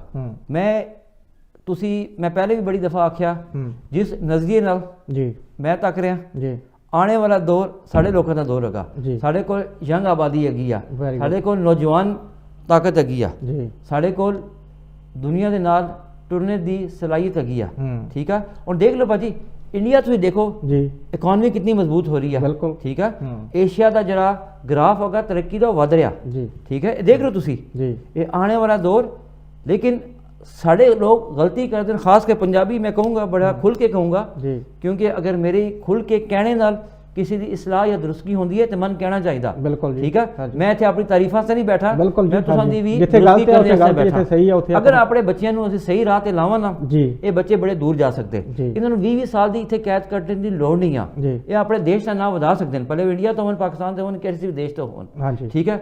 ਮਸਲਾ ਇਹ ਆਉਂਦਾ ਕਿ ਜਿਹੜੇ ਲੋਕੀ ਇਹਨਾਂ ਨੂੰ ਪੁਸ਼ ਕਰ ਰਹੇ ਨੇ, ਇਹੀ ਹੋਮ ਆਫਿਸ ਨੇ 23 ਜੂਨ ਦੀ ਪਾਲਿਸੀ 'ਚ ਆਖਿਆ ਕਿ ਜਿਹੜੇ ਏਜੰਟਸ ਹੈਗੇ, ਜੀ। ਕੰਸਲਟੈਂਟਸ ਹੈਗੇ, ਇਹਨਾਂ ਤੇ ਹੀ ਆਖਿਆ ਗਿਆ, ਜਿਹੜਾ ਪ੍ਰੋਗਰਾਮ ਦੇ ਸ਼ੁਰੂ 'ਚ ਆਖਿਆ, ਜੀ। ਇਹਨਾਂ ਤੇ ਸ਼ਿਕੰਜਾ ਕਸੋ। ਇਹ ਗਲਤ ਪੱਟੀਆਂ ਪੜਾ ਕੇ ਬੱਚਿਆਂ ਨੂੰ ਭੇਜ ਰਹੇ ਨੇ। ਜੀ ਠੀਕ ਹੈ। ਹਾਂਜੀ। ਕਿਉਂਕਿ ਬੱਚੇ ਤੇ ਬਿਲਕੁਲ ਭਾਜੀ ਇਨੋਸੈਂਟ ਹੁੰਦੇ, ਜੀ। ਉਹਨਾਂ ਨੂੰ ਤਾਂ ਪਤਾ ਨਹੀਂ ਕਿੱਥੇ ਦੀ ਜ਼ਿੰਦਗੀ 'ਚ ਕੀ ਹੋਣਾ, ਬਿਲਕੁਲ। ਉਹ ਕਿਸ ਪਾਸੇ ਜਾ ਰਹੇ। ਉਹ ਤੇ ਇੱਕ ਹੀ ਸੁਪਨਾ ਲੈ ਕੇ ਆਂਦੇ, ਅਸੀਂ ਆਵਾਂਗੇ, ਦਰਖਤਾਂ ਦੇ ਪੈਸੇ ਲਾਵਾਂਗੇ, ਪਿੱਛੇ ਸੇ ਮਹਿਲ ਕੋਠੀਆਂ ਪਿੰਡਾਂ 'ਚ ਬਣਾ ਦੇਵਾਂਗੇ, ਹਾਂਜੀ। ਆਪਣੇ ਕਰਜ਼ੇ ਮੁਕਾ ਦੇਵਾਂਗੇ। ਜੀ। ਉਹ ਤੇ ਇਸ ਨੀਅਤ ਨਾਲ ਆਂਦੇ, ਬਿਲਕੁਲ। ਲੇਕਿਨ ਜਦੋਂ ਇੱਥੇ ਆਉਂਦੇ, ਕਈ ਵਿਚਾਰੇ ਤੇ ਸੁਪਨੇ 에ਅਰਪੋਰਟ ਤੇ ਆਣੇ ਤੇ ਹੀ ਟੁੱਟ ਜਾਂਦੇ, ਬਿਲਕੁਲ। ਉੱਥੋਂ ਹੀ ਡਿਪੋਰਟ ਜਾਂਦੇ। ਤੇ ਇਹ ਹਾਂ- ਚੀਜ਼ ਵੀ ਹਾਂਜੀ, ਇਹਦੇ ਬਾਰੇ ਆਪਾਂ ਥੋੜੀ ਜਾਣਕਾਰੀ ਤੁਹਾਡੇ ਤੋਂ ਲੈਣੀ ਸੀ ਕਿ ਜਦੋਂ ਏਜੰਟ ਇੱਥੇ ਭੇਜ ਦਿੰਦੇ ਆ ਯੂਕੇ, ਬੰਦਾ ਲੈਂਡ ਹੋ ਗਿਆ, ਜਦੋਂ ਇਮੀਗ੍ਰੇਸ਼ਨ ਉਹਦੀ ਹੋਣੀ ਆ ਉਦੋਂ ਪ੍ਰੋਬਲਮ ਪੈਂਦੀ ਆ। ਕਾਫੀ ਬੰਦੇ ਮੈਂ ਦੇਖੇ ਆ ਡਿਪੋਰਟ ਹੁੰਦੇ ਉੱਥੋਂ ਹੀ। ਇਹਦਾ ਕੀ ਕਾਰਨ ਆ ਕਿ ਭਾਜੀ ਕਾਰਨ ਇਸਦਾ ਬੜਾ ਕਲੀਅਰ ਹੈਗਾ। ਮੈਂ ਬੜੇ ਇਹ ਚੀਜ਼ ਬੜੀ ਜ਼ੋਰ ਦੇ ਕੇ ਕਹਿੰਦਾ ਵਾਂ, ਹਾਂਜੀ। ਔਰ ਬੜੇ ਗੁੱਸੇ ਨਾਲ ਵੀ ਕਹਿੰਦਾ ਵਾਂ। ਜੀ ਭਾਜੀ ਤੁਸੀਂ ਮੇਰੀ ਮਿਸਾਲ ਲੈ ਲਓ। ਠੀਕ ਹੈ। ਮੈਂ ਆਪਣੇ ਪਿੰਡ ਤੋਂ ਕਰਜ਼ਾ ਚੁੱਕਿਆ। ਜੀ। ਇਹ ਭਾਜੀ ਬੜੀ ਗੱਲ, ਸਾਰਿਆਂ ਨੂੰ ਆਪਾਂ ਪੈਗਾਮ ਪਹੁੰਚਾਉਣਾ। ਜੀ ਮੈਂ ਆਪਣੇ ਪਿੰਡ ਤੋਂ ਕਰਜ਼ਾ ਚੁੱਕਿਆ, ਹਾਂਜੀ। ਜ਼ਮੀਨ ਵੇਚੀ ਆ, ਪਹਿਲੀ ਵੇਚੀ ਆ, ਬਿਲਕੁਲ। ਮੈਂ ਏਜੰਟ ਨੂੰ ਪੈਸੇ ਦੇ ਦਿੱਤੇ। ਹਾਂਜੀ ਮੈਂ ਯੂਕੇ 'ਚ ਇਸ ਨੀਅਤ ਨਾਲ ਆਉਂਦਾ ਕਿ ਆਪਣੇ ਬਾਪੂ ਨੂੰ ਇਹ ਕਹਿ ਕੇ, ਆਪਣੇ ਬਾਪ ਨੂੰ, ਅੱਬੂ ਨੂੰ, ਡੈਡ ਨੂੰ ਇਹ ਕਹਿ ਕੇ ਆਉਂਦਾ ਕਿ ਭਾਈ ਸਾਹਿਬ ਜਾਣੇ ਨਾਲ ਹੀ 2-3 ਮਹੀਨੇ 'ਚ ਮੈਂ ਕਰਜ਼ਾ ਲੁਕਾ ਦੂੰਗਾ।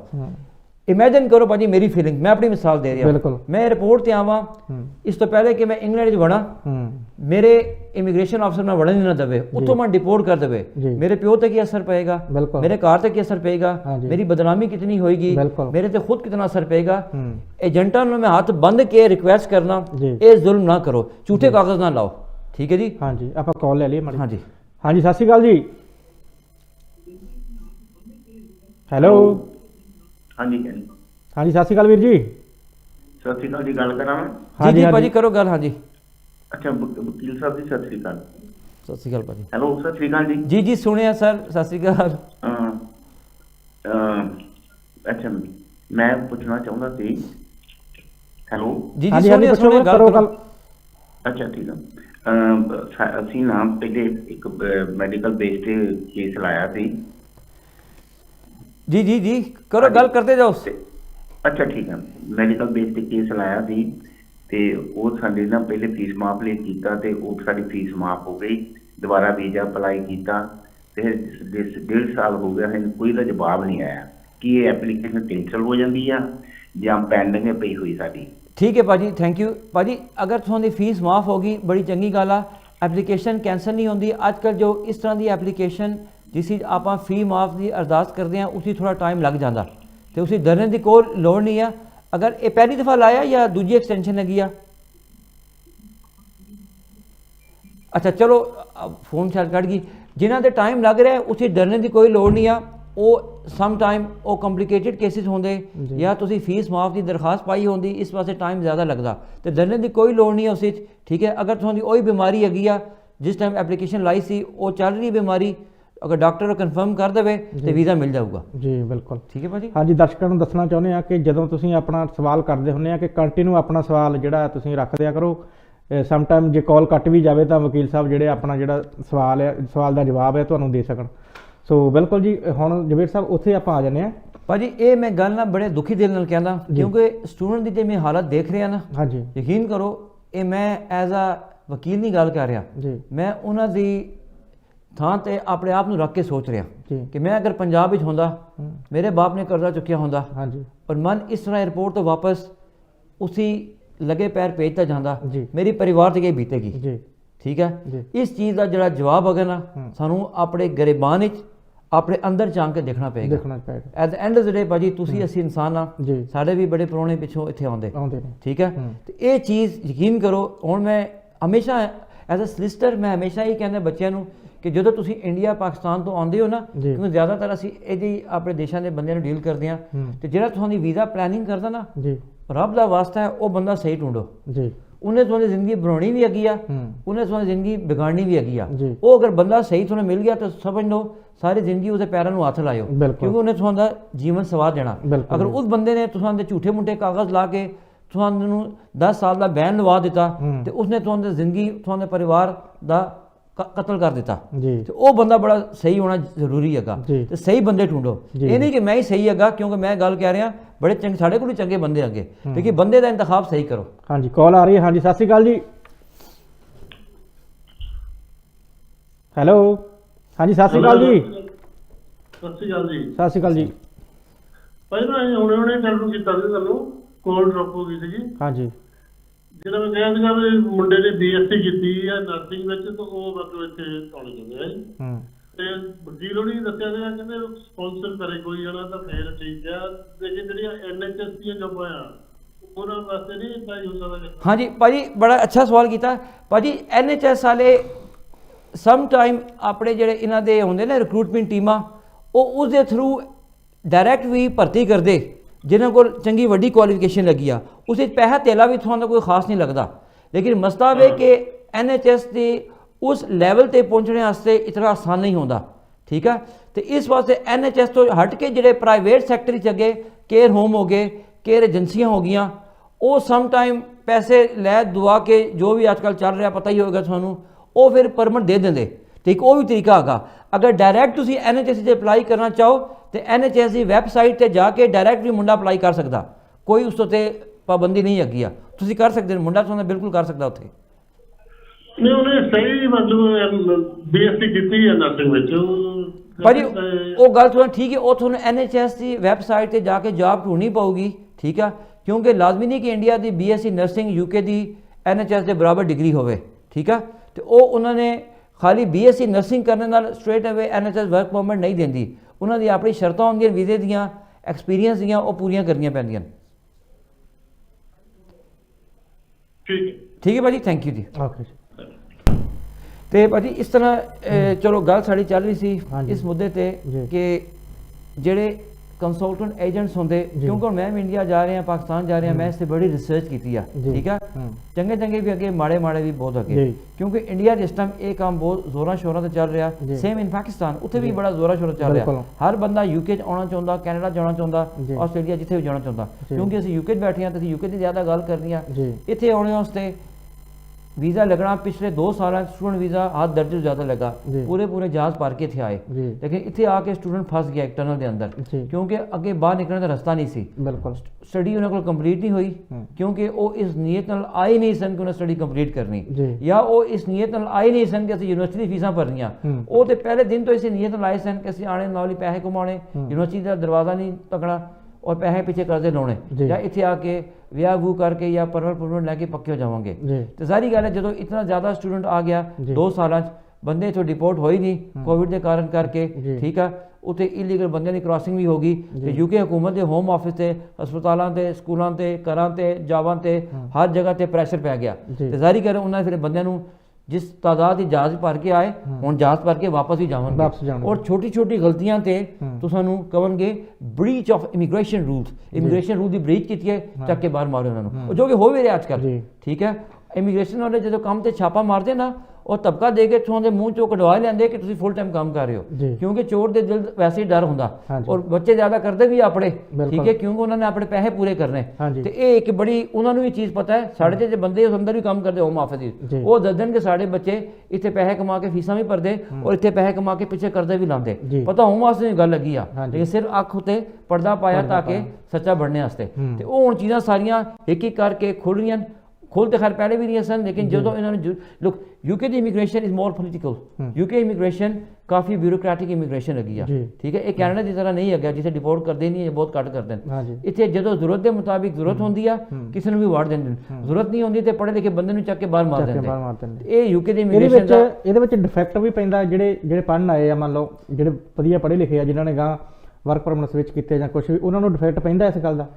ਭਾਜੀ ਜਿਹੜੇ ਜੈਨੂਇਨ ਹੈਗੇ ਨਾ ਉਹਨੂੰ ਤਾਂ ਕੋਈ ਡਿਫੈਕਟ ਨਹੀਂ ਪਊਗਾ, ਉਹਨਾਂ ਤੇ ਕੋਈ ਅਸਰ ਨਹੀਂ ਪਊਗਾ, ਉਹ ਜੈਨੂਇਨ ਹੈਗੇ, ਠੀਕ ਹੈ, ਠੀਕ ਹੈ।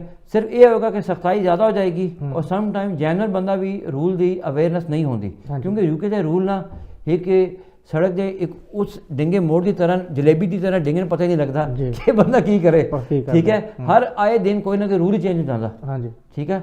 ਤੇ ਇਸ ਵਾਸਤੇ ਇਹੀ ਮੈਂ ਕਹਾਂਗਾ ਕਿ ਜਿੰਨੇ ਵੀ ਸਟੂਡੈਂਟਸ ਅੱਗੇ ਜਿਹੜੇ ਪੜ੍ਹੇ ਲਿਖੇ ਰੈਗੂਲੇਟਡ ਸਲਿਸਟਰ ਹੈਗੇ ਜਾਂ ਚੰਗੇ ਨੌਲੇਜ ਵਾਲੇ ਸਿਆਣੇ ਬੰਦੇ ਹੈਗੇ, ਉਹਨਾਂ ਨਾਲ ਰਾਬਤੇ 'ਚ ਰਹੋ, ਹੋਮ ਆਫਿਸ ਦੀ ਵੈਬਸਾਈਟ ਨਾਲ ਸਬਸਕ੍ਰਾਈਬ ਕਰੋ ਕਿ ਜਿਹੜਾ ਵੀ ਨਵਾਂ ਰੂਲ ਆਵੇ ਉਸਦੀ ਅਗਾਈ ਹੋਵੇ, ਠੀਕ ਹੈ, ਕਿ ਇਹ ਨਾ ਆਖੋ ਕਿ ਜੀ ਮੈਨੂੰ ਰੂਲ ਦਾ ਪਤਾ ਨਹੀਂ ਸੀ ਇਸ ਵਾਸਤੇ ਮੈਨੂੰ ਮਾਫੀ ਦਿੱਤੀ ਜਾਵੇ ਜਾਂ ਇਸ ਤਰ੍ਹਾਂ ਦੀ ਕੋਈ ਅਰਦਾਸ ਬਾਅਦ 'ਚ ਨਾ ਪਾਓ। ਹਮੇਸ਼ਾ ਰੂਲ ਦੇ ਨਾਲ ਆਪਣਾ ਰਾਬਤਾ ਰੱਖੋ, ਵਕੀਲ ਚੰਗੇ ਵਕੀਲਾਂ ਨਾਲ ਰਾਬਤਾ ਰੱਖੋ, ਤਾਂ ਹੀ ਆਪਾਂ ਸੋਸ਼ਲ ਮੀਡੀਆ ਤੇ ਟੀਵੀ ਚੈਨਲ ਦੇ ਸ਼ੋਅ ਕਰਨ ਦਾ ਇਹੀ ਮਕਸਦ ਆ ਕਿ ਲੋਕਾਂ ਨੂੰ ਨੌਲੇਜ ਦਿੱਤੀ ਜਾਵੇ, ਰੂਲ ਤੇ ਨਿਯਮ ਤੇ ਮੁਤਾਬਿਕ ਰਹਿ ਕੇ ਵੀਜ਼ੇ ਤੇ ਟਾਈਮ ਗੁਜ਼ਾਰਨ ਦੇ ਮੁਤਾਬਿਕ ਆਪਣਾ ਟਾਈਮ ਪਾਸ ਕਰਨ, ਤਾਂ ਹੀ ਆਪਾਂ ਐਜੂਕੇਟ ਕਰ ਰਹੇ ਹਾਂ। ਇਸ ਚੈਨਲ ਤੇ ਆਉਣ ਦਾ ਹੀ ਮਕਸਦ ਇਹੀ ਹੈ। ਹਾਂਜੀ ਬਿਲਕੁਲ, ਜਿਸ ਤਰ੍ਹਾਂ ਭਾਜੀ ਨੇ ਕਿਹਾ ਕਿ ਸਹੀ ਜਿਹੜੀ ਗੱਲ ਹੈ ਨਾ, ਸਾਡੇ ਜਿਹੜੇ ਧੋਖੇਬਾਜ਼ ਏਜੰਟ ਜਿਹੜੇ ਆਪਾਂ ਕਹਿ ਦਿੰਦੇ ਆ ਕਿ ਪੰਜਾਬ ਵਿੱਚ ਜਾਂ ਕਿਤੇ ਵੀ ਜਿਹੜੀ ਵੀ ਕੰਟਰੀ ਵਿੱਚ ਉਹ ਬੈਠੇ ਨੇ, ਉਹ ਸਹੀ ਤਰੀਕੇ ਨਾਲ ਤੁਹਾਡੇ ਜਿਹੜੇ ਫਾਈਲ ਆ ਜਾਂ ਤੁਹਾਡੀ ਜਿਹੜੀ ਸਟੱਡੀ ਆ ਉਹਨੂੰ ਸਹੀ ਤਰੀਕੇ ਨਾਲ ਨਹੀਂ ਦੇਖਦੇ, ਤੁਹਾਨੂੰ ਸਿਰਫ ਸੁਪਨਾ ਦਿਖਾ ਦਿੰਦੇ ਆ ਕਿ ਅਸੀਂ यूके ਜਾਣਾ, ਪਰ ਇੱਥੇ ਆ ਕੇ ਜਦੋਂ ਜੋ ਬੰਦੇ ਨੂੰ ਇੱਥੇ ਚੱਲਣਾ ਪੈਂਦਾ ਜਾਂ ਜੇ ਇੰਟਰਵਿਊ ਵਿੱਚ ਪਾਸ ਨਾ, ਇੰਗਲਿਸ਼ ਦੀ ਇੰਟਰਵਿਊ ਵਿੱਚ ਪਾਸ ਨਾ ਹੋਵੇ ਤਾਂ ਮੇਰੇ ਖਿਆਲ ਨਾਲ ਉਹ ਡਿਪੋਰਟ ਕਰ ਦਿੰਦੇ ਜਾਂ ਕੋਈ ਪੁੱਛ ਲੈਂਦੇ ਆ, ਕਿਉਂਕਿ ਏਜੰਟਾਂ ਨੇ ਸਾਰੀ ਆਪਣੀ ਗੈਟਮੈਂਟ ਕੀਤੀ ਹੁੰਦੀ ਆ, ਉਹਨਾਂ ਦਾ ਕਰਕੇ ਜਿਹੜੀ ਉਹਨਾਂ ਨੂੰ ਪ੍ਰੋਬਲਮ ਆਉਂਦੀ ਆ ਸਟੂਡੈਂਟ ਨਵਿਆਂ ਨੂੰ, ਉਹ ਜਿਹੜੀ ਆ ਫਿਰ ਉਹ ਰੱਬ ਜਾਣਦਾ ਜਾਂ ਉਹ ਜਾਣਦਾ, ਕਿਉਂਕਿ ਏਜੰਟਾਂ ਦਾ ਕੁਛ ਨਹੀਂ, ਉਹਨਾਂ ਨੇ ਪੈਸੇ ਲੈ ਕੇ ਤੇ ਤੁਹਾਡਾ ਜਿਹੜਾ ਬੰਦਾ ਆ ਤੁਹਾਨੂੰ ਜਹਾਜ਼ੇ ਚੜਾ ਦੇਣਾ, ਉਸ ਤੋਂ ਬਾਅਦ ਫਿਰ ਉਹੀ ਜਾਣੇ। ਸੋ ਜਵੇਦ ਸਾਹਿਬ ਇਹ ਇਹਨਾਂ ਦੇ ਉੱਤੇ ਫਿਰ ਹੁਣ ਕਾਫੀ ਸ਼ਿਕੰਜਾ ਕੱਸਿਆ ਜਾਊਗਾ? ਜੀ ਭਾਜੀ ਬਿਲਕੁਲ, ਹਕੂਮਤ ਦੇਖੋ ਇੱਕ ਹੱਦ ਤੱਕ ਸ਼ਿਕੰਜਾ ਕਰ ਸਕਦੀ ਆ। ਮੈਂ ਇਹੀ ਕਹਾਂ, ਪੰਜਾਬੀ ਦਾ ਇੱਕ ਅਸੂਲ ਹੈ ਮੁਸ਼ਤਰੀ ਹੁਸ਼ਿਆਰ ਬਾਸ਼, ਕਿ ਜਿਹੜਾ ਬੰਦਾ ਚੀਜ਼ ਖਰੀਦਦਾ ਉਹਨੂੰ ਖੁਦ ਹੁਸ਼ਿਆਰ ਰਹਿਣਾ ਚਾਹੀਦਾ, ਉਹਨੂੰ ਬੜਾ ਖੁਦ ਖਬਰਦਾਰ ਰਹਿਣਾ ਚਾਹੀਦਾ, ਵਿਜੀਲੈਂਟ ਰਹਿਣਾ ਚਾਹੀਦਾ। ਇਹਨਾਂ ਸਟੂਡੈਂਟ ਨੂੰ ਮੈਂ ਕਹੂੰਗਾ ਕਿ ਚੰਗੇ ਬੰਦੇ ਕੋਲ ਜਾਵਣ ਜਿਨ੍ਹਾਂ ਦੀ ਰੈਪੂਟੇਸ਼ਨ ਅੱਛੀ ਹੈਗੀ ਆ, ਜਿਨ੍ਹਾਂ ਦੇ ਨਾਮ ਚੰਗੇ ਹੈਗੇ ਮਾਰਕੀਟ ਵਿੱਚ ਜਾਂ ਜਿਨ੍ਹਾਂ ਤੋਂ ਉਹਦੀ ਜਾਣ ਪਛਾਣ ਹੈਗੀ ਆ, ਤੇ ਬਿਲਕੁਲ ਜਾ ਕੇ ਗਲੀ ਮਹੱਲੇ ਦੇ ਬੰਦਿਆਂ ਕੋਲ ਜਾਂ ਨਵੇਂ ਬੰਦਿਆਂ ਕੋਲ ਜਾ ਕੇ ਤੁਸੀਂ ਆਪਣੇ ਕੇਸ ਖਰਾਬ ਨਾ ਕਰੋ। ਖਾਲੀ ਇਹ ਸਟੂਡੈਂਟ ਦੀ ਗੱਲ ਨਹੀਂ ਹੈਗੀ ਭਾਜੀ, ਜਿਹੜੇ ਲੋਕੀ ਵਿਜ਼ਿਟਰ ਤੇ ਆਉਂਦੇ ਨਾ, ਯਕੀਨ ਕਰੋ ਮਨ ਇਤਨੀ ਰੀਸੈਂਟਲੀ ਕੁਇਰੀਜ਼ ਆਈਆਂ ਕਿ ਉਹਨਾਂ ਦੇ ਵੀ 10-10 ਸਾਲ ਦੇ ਬੈਨ ਲੱਗੇ ਪਏ, ਬਾਅਦ ਚੋਂ ਪਤਾ ਲੱਗਦਾ ਕਿ ਏਜੰਟ ਨੇ ਗਲਤ ਕਾਗਜ਼ ਲਾਏ ਸਨ ਨਾਲ, ਠੀਕ ਆ। ਤੇ ਇਹ ਵੀ ਬੜੀ ਸ਼ਿਕਾਇਤਾਂ ਆ ਗਈਆਂ, ਤੇ ਰੱਬ ਮਿਹਰ ਕੀਤੀ ਜਦੋਂ ਅਸੀਂ ਜਾਵਾਂਗੇ ਵਿਜ਼ਿਟਰ ਵੀਜ਼ਾ ਬਣਾਤੇ ਵੀ, ਹਾਂਜੀ ਕੋਈ ਵੀ ਵੀਜ਼ਾ ਹੋਵੇ ਜਿਸ ਤੁਸੀਂ ਗਲਤ ਇਨਫੋਰਮੇਸ਼ਨ ਦੋਗੇ ਜਾਂ ਜਿਸ ਝੂਠਾ ਮੂਠਾ ਕਾਗਜ਼ ਲਾਓਗੇ, ਔਰ ਹਕੂਮਤ ਹੋਮ ਆਫਿਸ ਨੇ ਅਗਰ ਉਹ ਤੁਹਾਡੀ ਚੋਰੀ ਪਕੜ ਲਈ ਤੇ ਸਿੱਧਾ ਉਹਨਾਂ ਚੱਕ ਕੇ 10 ਸਾਲ ਦਾ ਬੈਨ ਲਾ ਦੇਣਾ। ਤੇ ਜ਼ਾਹਿਰ ਗੱਲ ਹੈ ਜਿਹਨੇ ਝੂਠੇ ਕਾਗਜ਼ ਲਾਏ ਹੋਣਗੇ ਉਹ ਚੈਲੰਜ ਕਰੂਗਾ ਨਹੀਂ, ਜਿਹੜਾ ਸੱਚਾ ਹੋਊਗਾ ਉਹ ਤੇ ਉੱਤੇ ਹਾਈ ਕੋਰਟ ਤੱਕ ਵੀ ਲੈ ਕੇ ਜਾਊਗਾ, ਐਡਮਿਨ ਰਿਵਿਊ ਜਾਂ ਜੋ ਵੀ ਉਹਦਾ ਕਰੂਗਾ ਉਹ ਕਹੇਗਾ ਮੈਂ ਤਾਂ ਸੱਚਾ ਹੈਗਾ। ਹਾਂਜੀ, ਤੇ ਮੈਂ ਯਕੀਨ ਕਰੋ ਵੱਡੇ ਵੱਡੇ ਸਰਕਾਰੀ ਅਫਸਰ ਵੀ ਦੇਖੇ ਇੰਡੀਆ ਪੰਜਾਬ ਤੋਂ, ਏਜੰਟਾਂ ਨੇ ਉਹਨਾਂ ਦੇ ਕਾਗਜ਼ਾਂ ਵਿੱਚ ਝੂਠੇ ਮੂਠੇ ਕਾਗਜ਼ ਲਾਏ, ਕਿਉਂਕਿ ਜਦ ਕਿ ਉਹ ਸਹੀ ਹੈ, ਉਹਨਾਂ ਦਾ ਸਾਰਾ ਕੁਝ ਉਹਨਾਂ ਦਾ ਸਹੀ ਹੋ ਸਕਦਾ ਸੀ, ਠੀਕ ਹੈ ਨਾ। ਲਾ ਇਲਮੀ ਹੈ ਭਾਜੀ, ਪਿਓਰ ਲਾ ਇਲਮੀ ਹੈ, ਇਗਨੋਰੈਂਸ ਹੈਗੀ ਆ, ਲੋਕਾਂ ਨੂੰ ਜਿਹੜੀ ਹੈ ਆਪਣੇ ਰਾਈਟਸ ਦਾ ਸਹੀ ਤਰ੍ਹਾਂ ਪਤਾ ਨਹੀਂ ਹੈਗਾ। ਮੈਂ ਬਾਰ-ਬਾਰ ਕਹਿ ਰਿਹਾ ਅੱਜ ਦੀ ਤਾਰੀਖ ਵਿੱਚ यूके ਦਾ ਵੀਜ਼ਾ ਲੈਣਾ ਮੁਸ਼ਕਿਲ ਨਹੀਂ ਹੈਗਾ, ਫਿਰ ਤੁਹਾਨੂੰ ਚੱਜ ਨਹੀਂ ਆਉਂਦਾ ਕਿ ਵਰਤੌਣੀ ਕੇ ਜੀਏ ਆਪਣੀ ਐਪਲੀਕੇਸ਼ਨ ਭਰਨੀ ਕੇ ਜੀਏ, उसके अंदर इन्फॉर्मेशन के देनी है, थोड़ी प्लानिंग के जो करनी है, किसी अकल बुद्धि वाले बंदे को जाओ तो वीज़ा लगना कोई वड्डी गल नहीं हैगी, ठीक है। बार बार मैं कहना, ठीक है।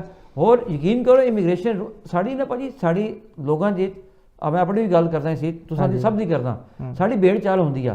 अगर स्टूडेंट जा रहे ना सारे कहेंगे असीं भी स्टूडेंट जावांगे, बिजनेस वीज़े ते जा रहे सारे ने वही लैंड पकड़ लैनी है, ठीक है।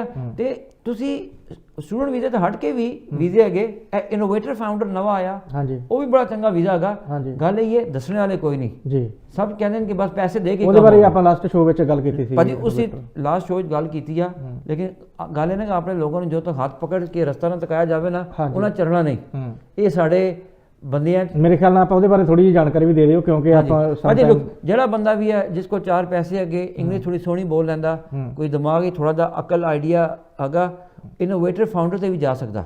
ਠੀਕ ਹੈ, ਉਸ ਵਿੱਚ ਖਰਚਾ ਵੀ ਬਹੁਤ ਜ਼ਿਆਦਾ ਨਹੀਂ ਹੈਗਾ। ਜਿਹੜੀ ਇੰਡੋਰਸਿੰਗ ਬਾਡੀਆਂ ਨੂੰ ਤੁਸੀਂ ਉਹਨਾਂ ਨਾਲ ਕੰਟੈਕਟ ਕਰੋ, ਉਹਨਾਂ ਨੂੰ ਆਪਣਾ ਬਿਜ਼ਨਸ ਆਈਡੀਆ ਪੇਸ਼ ਕਰੋ।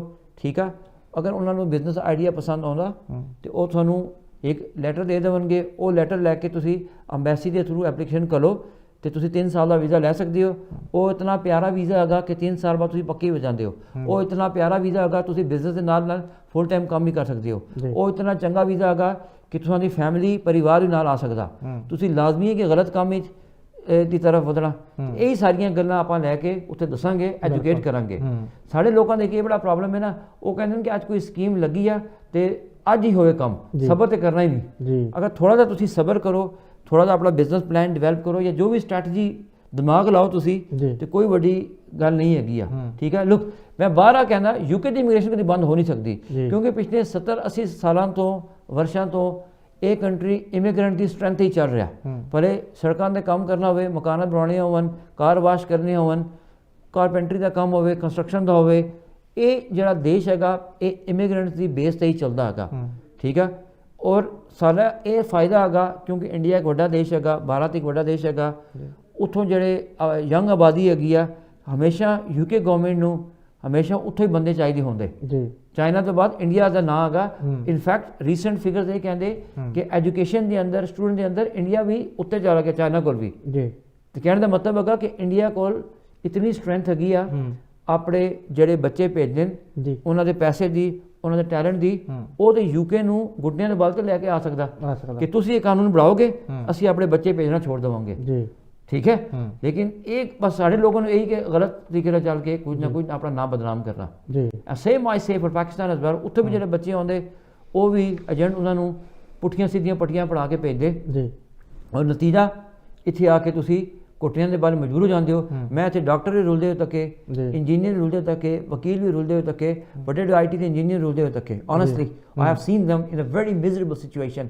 ਮੈਂ ਉਹਨਾਂ ਨੂੰ ਇਹੀ ਕਹਿੰਦਾ ਕਿ ਯਾਰ ਤੁਸੀਂ ਅਗਰ ਥੋੜੀ ਜਿਹੀ ਪਲੈਨਿੰਗ ਕਰਕੇ ਆਉਂਦੇ ਤੇ ਸ਼ਾਇਦ ਅੱਜ ਤੁਸੀਂ ਮੇਰੇ ਸਾਹਮਣੇ ਇਸ ਤਰ੍ਹਾਂ ਇਸ ਬੇਬਸੀ ਦੇ ਆਲਮ ਵਿੱਚ ਨਾ ਬੈਠੇ ਹੁੰਦੇ। ਸੋ ਜਿਹੜੀ ਇਹਨਾਂ ਨੇ ਗੱਲ ਕੀਤੀ ਸੀ ਕਿ NHS ਬਾਰੇ, NHS ਤੋਂ ਸਿੱਧਾ ਵੀਜ਼ਾ ਜਿਹੜਾ ਉਹਨਾਂ ਨੇ ਫਾਊਂਡ ਕਰਨਾ ਹੋਵੇ। ਜੀ ਭਾਜੀ, NHS ਦੀ ਆਪਣੀ ਵੈਬਸਾਈਟ ਹੈਗੀ ਆ। NHS ਬੰਦੇ ਰਿਕਰੂਟ ਕਰਦਾ, ਲੇਕਿਨ NHS ਨੇ ਆਪਣੀ ਰਿਕਰੂਟਮੈਂਟ ਦੀ ਇੱਕ ਡਿਪਾਰਟਮੈਂਟ ਰੱਖਾ ਤੇ ਨਾਰਮਲੀ ਜਿੱਥੇ ਤੱਕ ਮੇਰਾ ਨੌਲੇਜ ਕਹਿੰਦਾ NHS out of UK straight ਅਵੇ ਸਮ ਟਾਈਮ ਨਹੀਂ ਲੈਂਦਾ, ਕਿਉਂਕਿ ਉਸੇ ਸਰਕਾਰ ਦੇ ਬਹੁਤ ਸਾਰੇ ਹੋਰ ਵੀ ਚੀਜ਼ਾਂ ਹੁੰਦੀਆਂ, ਸਟੈਪਸ ਹੁੰਦੇ। ਠੀਕ ਆ, ਤੇ ਅਗਰ ਤੁਸੀਂ ਐਜ਼ ਅ ਸਟੂਡੈਂਟ ਵੀ ਆ ਜਾਓ, ਮੈਂ ਭਾਜੀ ਕਈ ਕੁੜੀਆਂ ਮੈਂ ਉਹਨਾਂ ਨੂੰ ਇੱਥੇ ਆ ਕੇ ਸਵਿਚ ਕਰ ਸਕਦੇ ਜੀ। ਸ਼ਾਬਾਸ਼, ਇਹ ਗੱਲ ਆ। ਇੱਥੇ ਜਿਹੜੇ ਦਸੰਬਰ ਤੱਕ ਜਿਨ੍ਹਾਂ ਨੇ ਸਵਿਚ ਕਰਨਾ ਉਹ ਸਿੱਧਾ NHS ਦੀ ਵੈਬਸਾਈਟ ਤੇ ਜਾ ਕੇ ਵੀ ਕਰ ਸਕਦੇ। ਦਸੰਬਰ ਤੋਂ ਬਾਅਦ ਕਰਨਾ ਚਾਹੁੰਦੇ ਤੇ ਉਹਨਾਂ ਨੂੰ ਆਪਣੀ ਸਟੱਡੀ ਕੰਪਲੀਟ ਕਰਨੀ ਪਊਗੀ, ਉਸ ਤੋਂ ਬਾਅਦ ਵੀ NHS ਜਾ ਸਕਦੇ। 2-3 ਕੁੜੀਆਂ ਪਿਛਲੇ 2 ਮਹੀਨਿਆਂ ਭਾਜੀ, ਮੈਂ ਗॉड ਟਰੂਥ ਕਿ ਮੈਂ ਉਹਨਾਂ ਨੂੰ ਦੱਸਿਆ, 2 ਆਨਾਂ ਦਾ ਪਰਮਿਟ ਵੀ ਲੱਗ ਗਿਆ ਔਰ ਪੈਸੇ ਉਹਨਾਂ ਦੇ ਨਾ ਹੋਣੇ ਦੇ ਬਰਾਬਰ ਲੱਗੇ, ਸਿਰਫ ਵਕੀਲਾਂ ਦੀ ਫੀਸਾਂ ਹੀ ਲੱਗੀਆਂ। ਠੀਕ ਹੈ, ਤੇ NHS ਵੀ ਬੱਚੇ ਡਾਇਰੈਕਟ ਜਾ ਸਕਦੇ।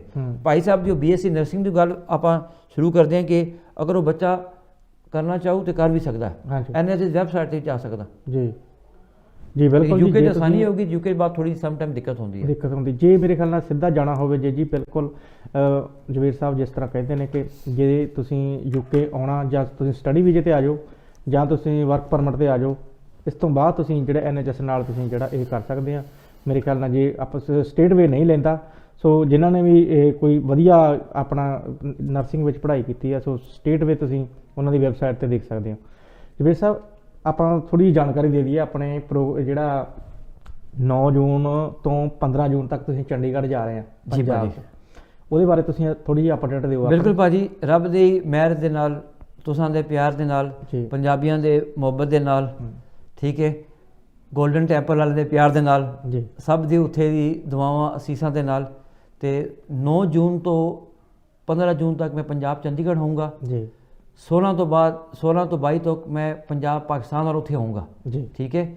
ਤੇ ਦੋਨਾਂ ਦੇਸ਼ਾਂ 'ਚ ਮੈਨੂੰ ਜਾਣਾ ਪੈਂਦਾ ਹੈ। ਬਿਲਕੁਲ ਜੀ, ਇੱਕੋ ਹੀ ਆ, ਪਹਿਲਾਂ ਭੈਣ ਭਰਾਵਾਂ ਦੀ ਲੜਾਈ ਹੋ ਜਾਂਦੀ ਆ। ਦੋ ਤਾਂ ਪੋਲੀਟੀਸ਼ੀਅਨ ਨੇ ਬਣਾਇਆ ਤੇ ਦੋਨਾਂ ਪੰਜਾਬਾਂ 'ਚ ਮੈਨੂੰ ਜਾਣਾ ਪੈਂਦਾ ਹਾਂਜੀ, ਠੀਕ ਹੈ ਹਾਂ। ਠੀਕ ਹੈ ਸਾਂਝੇ ਹੋ ਗਏ ਨਾ ਤੁਸੀਂ। ਹਾਂਜੀ ਦੋਨਾਂ ਪੰਜਾਬਾਂ 'ਚ ਮੈਨੂੰ ਜਾਣਾ ਪੈਂਦਾ ਤੇ ਰੱਬ ਕਰੇਗਾ ਇਹ ਉੱਥੇ ਜਾ ਕੇ ਫੇਸ ਟੂ ਫੇਸ ਲੋਕਾਂ ਨੂੰ ਮਿਲਾਂਗੇ। ਜੀ। ਪੰਜਾਬ ਚੰਡੀਗੜ੍ਹ ਇਸ ਮੈਂ ਜਾਊਂਗਾ, ਉੱਥੇ ਮੈਰੀ ਟੋਟਲ ਸੈਮੀਨਾਰ ਹੈਗਾ 13 ਜੂਨ ਨੂੰ ਤੇ ਆਪਣੇ ਸਾਰੇ ਪੰਜਾਬੀਆਂ ਨੂੰ ਆਪਣੇ ਜਿਹੜੇ ਵੀ ਲੋਕੀ ਹੈਗੇ ਉਹਨਾਂ ਨੂੰ ਆ ਸਕਦੇ ਨੇ, ਫ੍ਰੀ ਆਫ ਕਾਸਟ ਆ।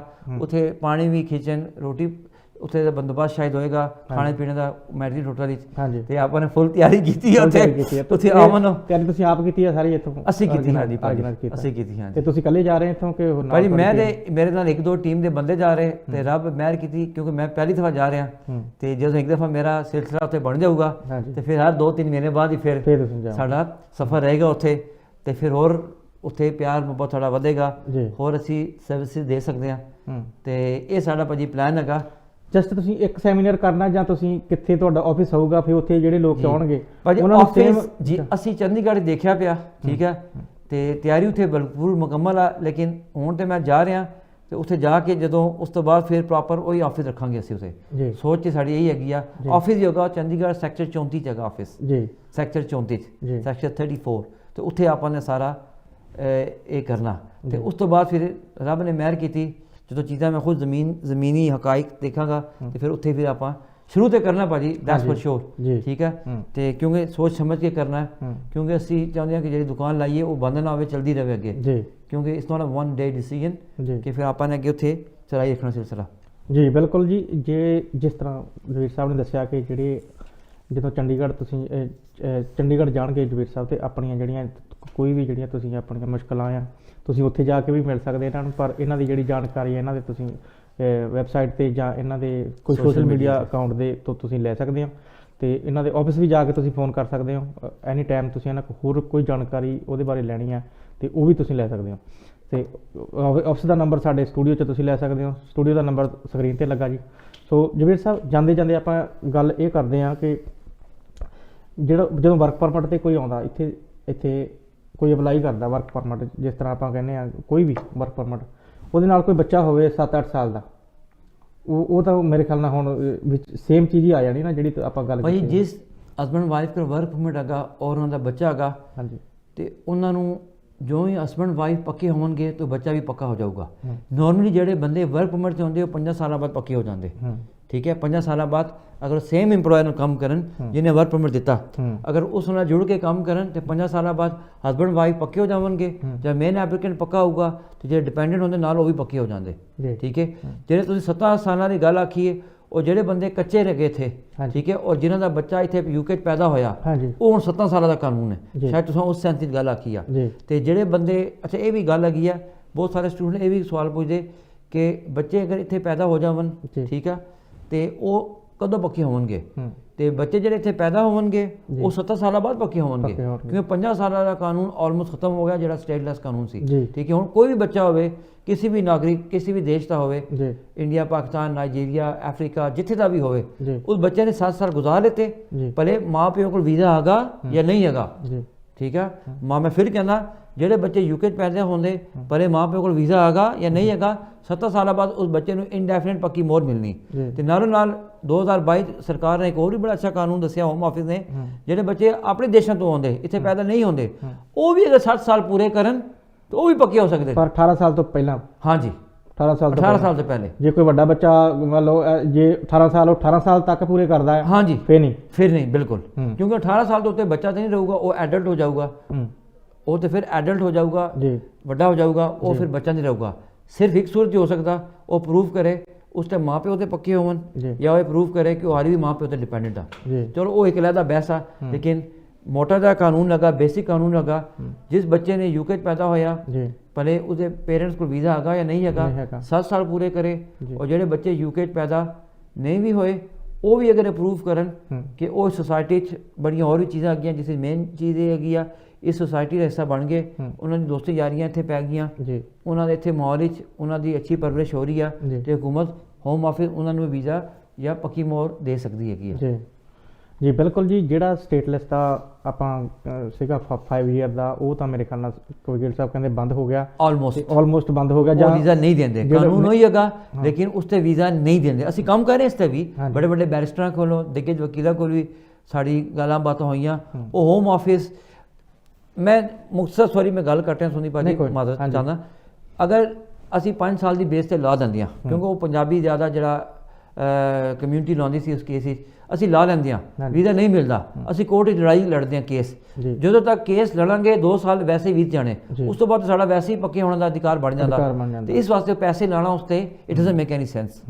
ਠੀਕ ਹੈ, ਇਹ ਵੀ ਜਿਹੜਾ ਜਵਾਬ ਵਕੀਲ ਸਾਹਿਬ ਨੇ ਬਹੁਤ ਵਧੀਆ ਦਿੱਤਾ ਕਿ ਜਦੋਂ ਅਸੀਂ 5 ਸਾਲ ਦਾ ਕੇਸ ਲਾ ਦਿੰਦੇ ਹਾਂ, ਜਾਂ ਵਕੀਲ ਵੀ ਕਹਿੰਦੇ ਨਹੀਂ ਲਾ ਲਓ, ਜਾਂ ਮਾਂ ਪਿਓ ਜਿੱਦ ਕਰਦੇ ਆ ਕਿ ਅਸੀਂ ਲਾ ਦਿੰਦੇ ਹਾਂ, ਉਹ ਲਾ ਦੇਣਗੇ, ਪਰ 2 ਸਾਲ ਬਾਅਦ ਜਿਹੜਾ ਜਦੋਂ ਕੇਸ ਚੱਲਿਆ, ਵਕੀਲ ਸਾਹਿਬ ਦੇ ਕਹਿਣ ਦਾ ਮਤਲਬ ਇਹ ਆ ਕਿ 2 ਸਾਲ ਜਦੋਂ ਕੇਸ ਚੱਲਿਆ, ਉਸ ਤੋਂ ਬਾਅਦ 7 ਸਾਲ ਫਿਰ ਵੀ ਹੋ ਜਾਣੇ ਆ। ਸੋ ਤੁਸੀਂ ਆਪਣੇ ਜਿਹੜੇ ਪੈਸੇ ਆ ਉਹ ਨਾ ਖਰਾਬ ਕੀਤੇ ਜਾਣ, ਮੇਰੇ ਖਿਆਲ ਦਾ ਇਹੀ ਜਵਾਬ ਹੈ ਇਹਦਾ ਜੀ।